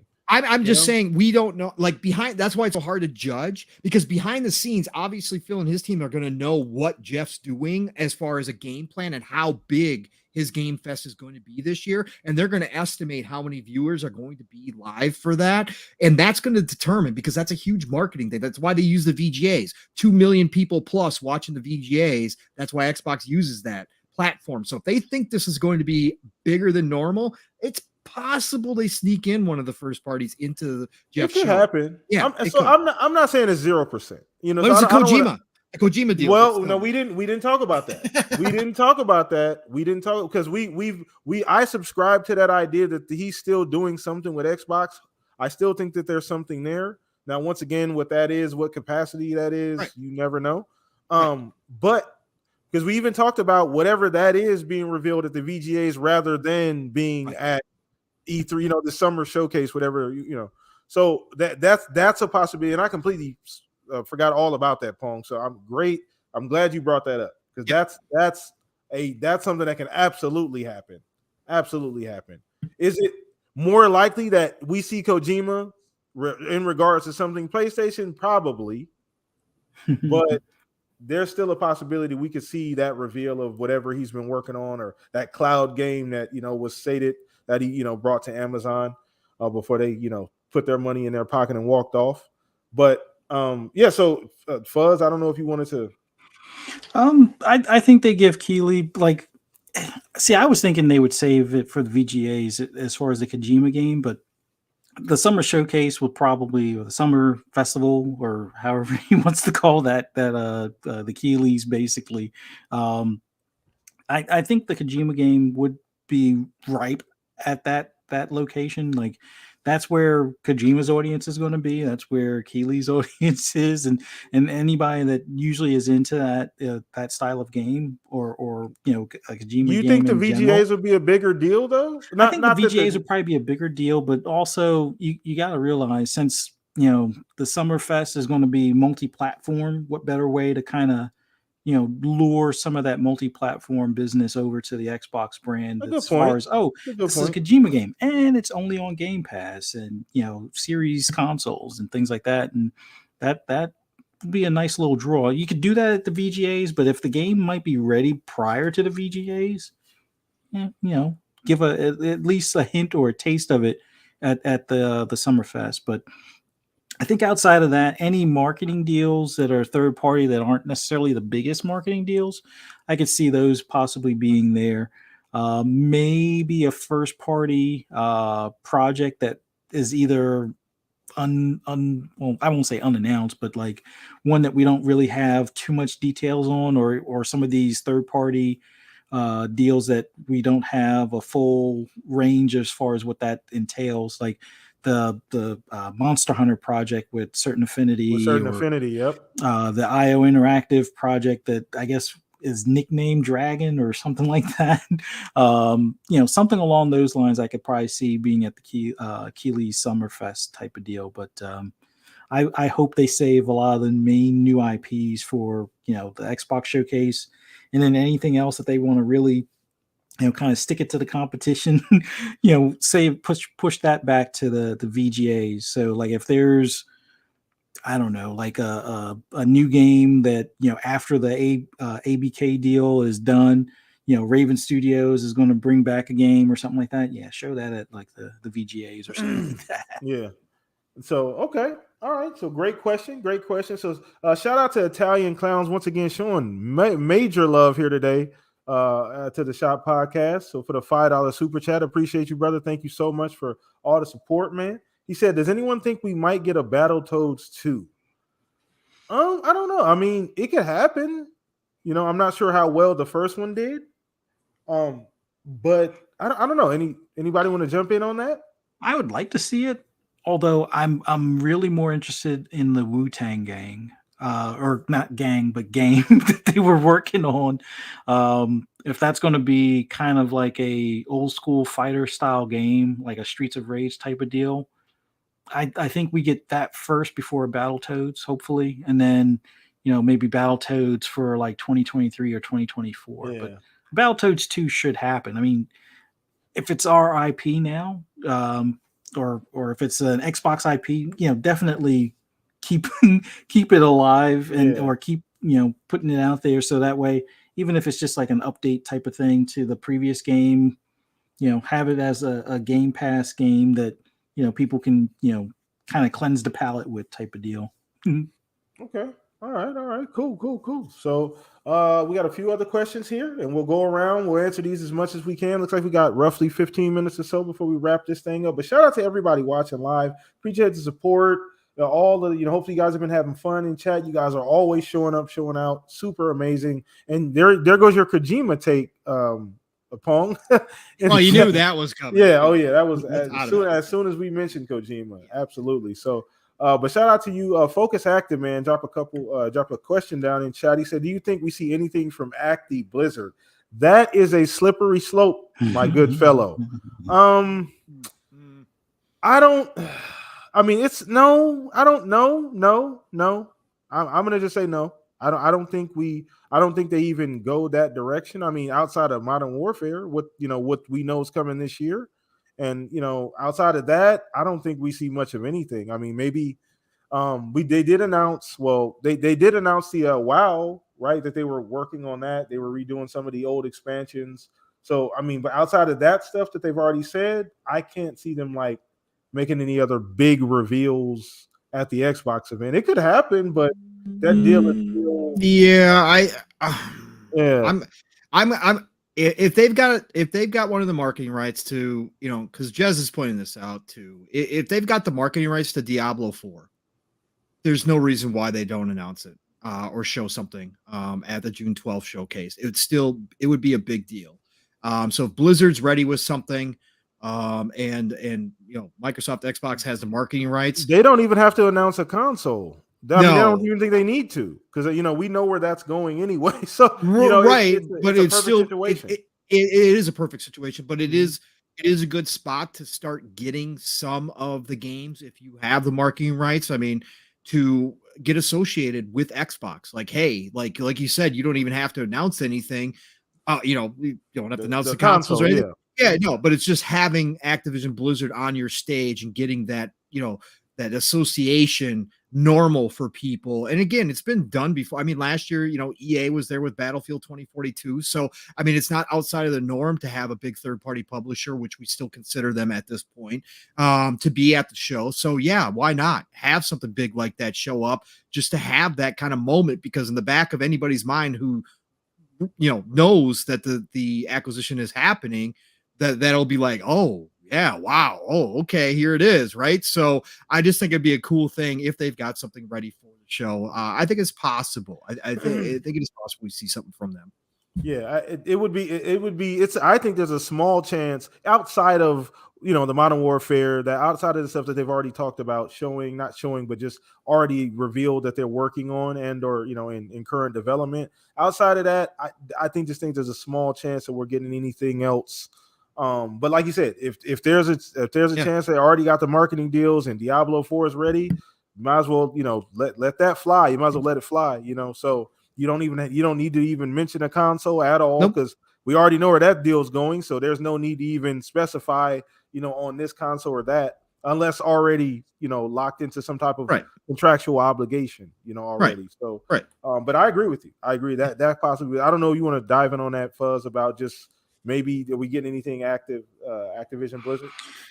I have my doubts at this point, just because the main games that they would be coming up are already spoken for, at least on the console side of things. I don't know. Like I think it's too soon. Like if the ink was dry on the deal, yeah, we would possibly definitely get some last minute things from, at least from on the Blizzard end of things, probably more so. But right now, I think that's something that we don't see until maybe the VGAs type of deal. Yep. Like I said, I think if the deal is done by the VGAs, that's when we see some of the stuff that they've kind of kept close to the chest type of deal. I still think they could. I still think they could cut a Game Pass deal and get some games in there from Activision Blizzard right now. Again, business has to run per usual. Yeah. So they can't be scared of anything. So they certainly could cut a deal to bring some of those games already in. Again, they're paying themselves if they believe it's a done deal. So at that point, you can pay whatever. It doesn't matter. You're loaning it to yourself for a period of time. So who cares? But again, they can't. I understand being quiet, but at the same time, it would be smart to get some of those games into Game Pass ahead of time, ahead of schedule from the deal being closed. And it would still be a legitimate deal. And the FTC can't say anything about small deals. And now, again, for everybody out there who talks about this, the fact that Sony's out here now publicly has their subscription service launching, is already cutting deals with third parties, that only goes to help this entire deal because Microsoft can go, see, we've got competition. This is not a one-horse race anymore. This is why we're making the moves we are. So they can still make deals that make sense for both companies because that's business as usual. And that's exactly what the law says they have to do. So why not? No, why not? I didn't look at it from that perspective, but that's a damn good perspective. They're doing the same thing. They're doing it, and they're actually in a more, they have the larger piece of the pie than we do. Right. So that's right. That does look better for Xbox if everybody's doing the same goddamn thing. It's following suit. So okay. All right. So we'll take another question or two if anybody wants to drop one down in chat, or if we missed anything, Pong, Fuzz from the DMs that we might have not caught, but while we're waiting on to drop anything in the chat. Okay. No, so, I don't think so at all. I didn't really go through my showcase notes at all, or the state of play notes at all. I kind of just gave my overview, but just a couple quick ones. You guys, I mean, we've touched on the major ones with Street Fighter and Final Fantasy 16 looked absolutely fantastic. Callisto Project looks too scary for me at this point, but I'm excited. I am excited to see what that team's going to do. Listen, you are going to take a chance to play this game. We're not going to let you do that.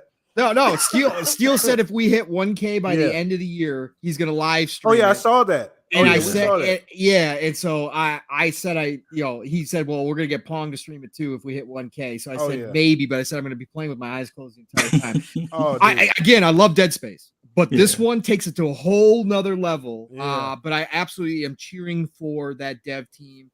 They're relaunching it prior to the Dead Space remake, which I think is absolutely awesome chess move by them. And I think that their vision is closer to what they originally had planned for Dead Space. They're leaning heavy into that horror jump scare factor. So I'm looking forward to see. If anything, I'll be watching people play it, through YouTube, through Twitch, because I am interested to see how that game actually plays and looks.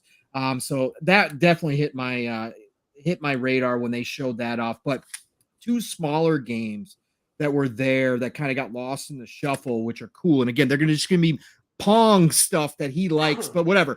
Roller Drome looks amazing. That's the one with the Sable type graphics. This indie developed game where you're on roller skates and you've got to have arena battles with these enemies, and you're on roller skates, and it's like basically a skate park. So you're doing jumps, you're doing all sorts of crazy stuff, but you've got guns, you've got rockets. That looks so cool, and it's got that almost exact. It is exactly the same as Sable. If anybody remembers that indie title that launched last year, yes, it is so beautiful to behold. I absolutely love it. So Roller Drome is now on my list, and Eternights. Eternights is a dating sim / action RPG in anime style, that completely weird, wild, wacky Eastern flavor that I absolutely love.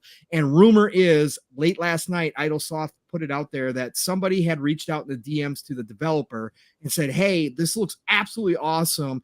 Would love to see it come over to Xbox. A lot of people would like to play this. And the dev responded back in the DMs and said, coming to Xbox and PC later. So if that is true, another sign that some of that Eastern flavor stuff is actually coming to Xbox. And that game, again, is weird, wild, wacky, whatever you want to call it. But man, is it my style. And to say action RPG mixed with dating sim.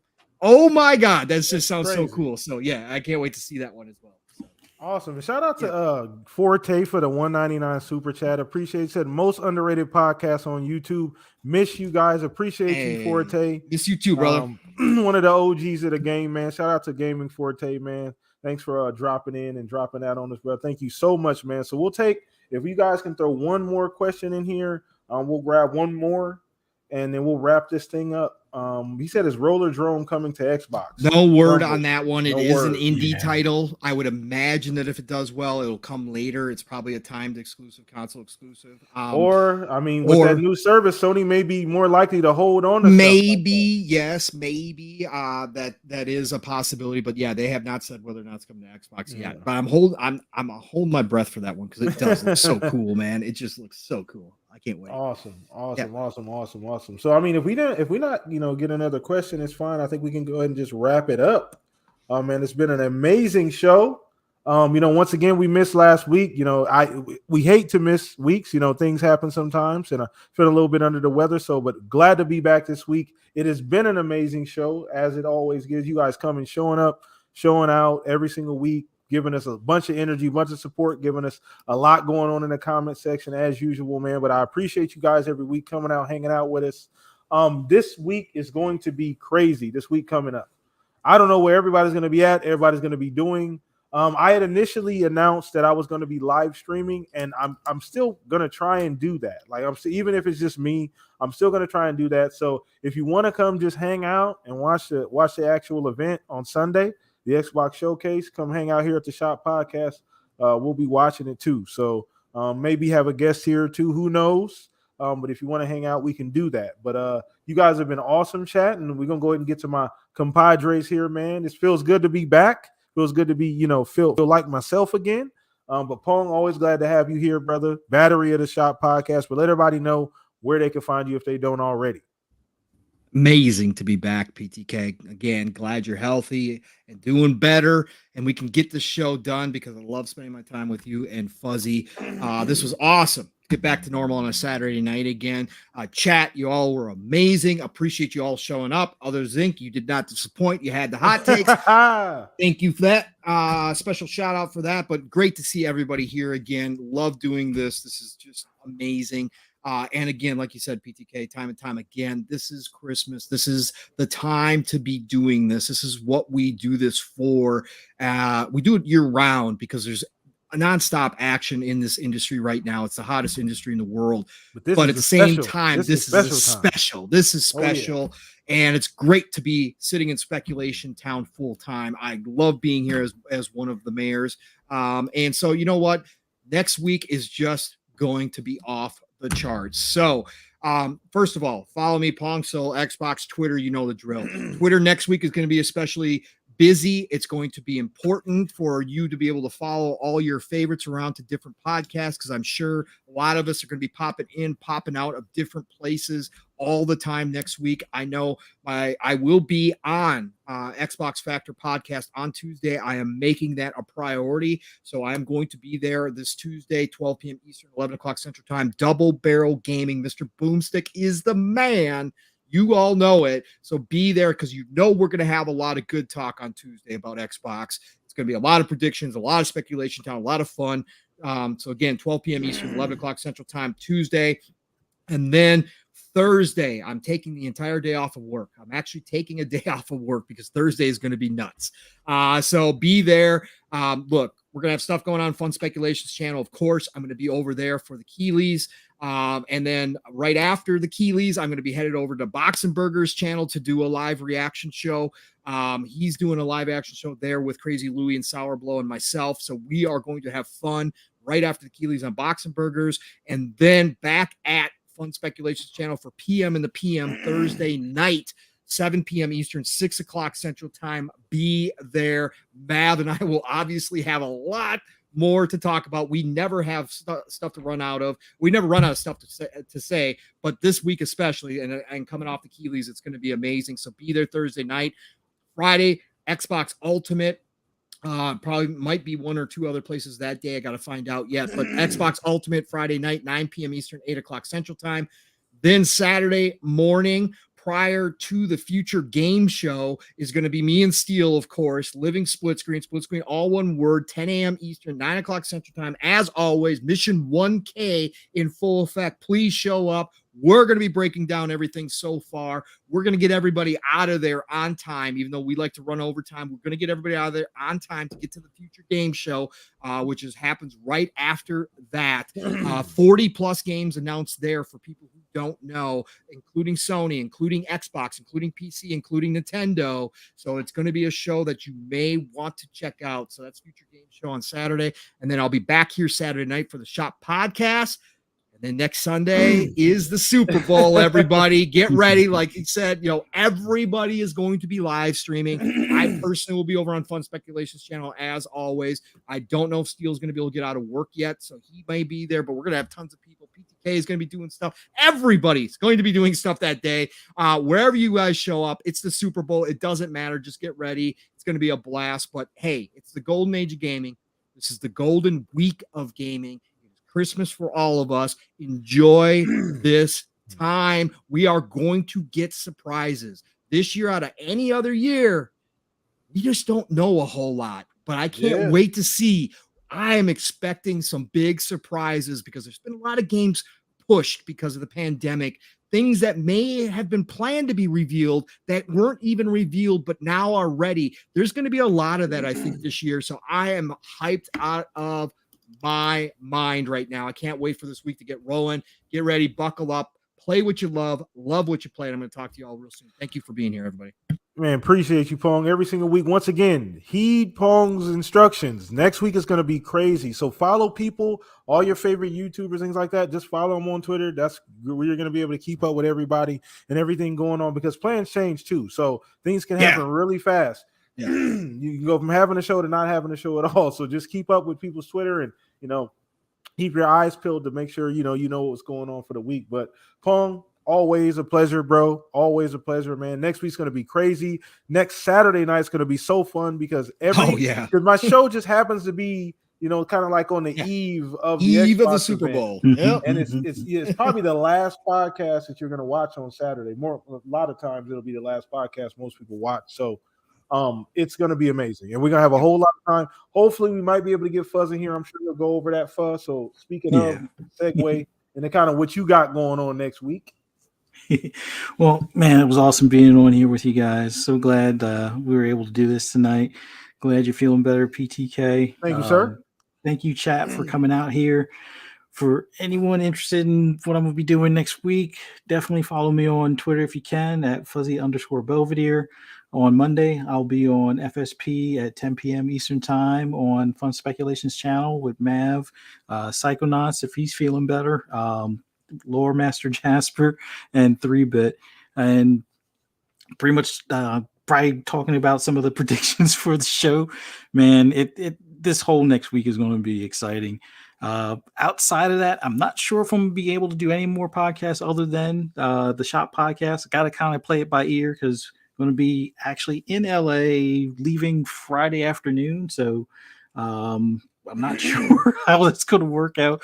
With Fuzzy has sorry, Fuzz. Fuzzy has guaranteed us that he's going to get Phil on the Shop next Saturday night. So just be here because we might have that happen. All right.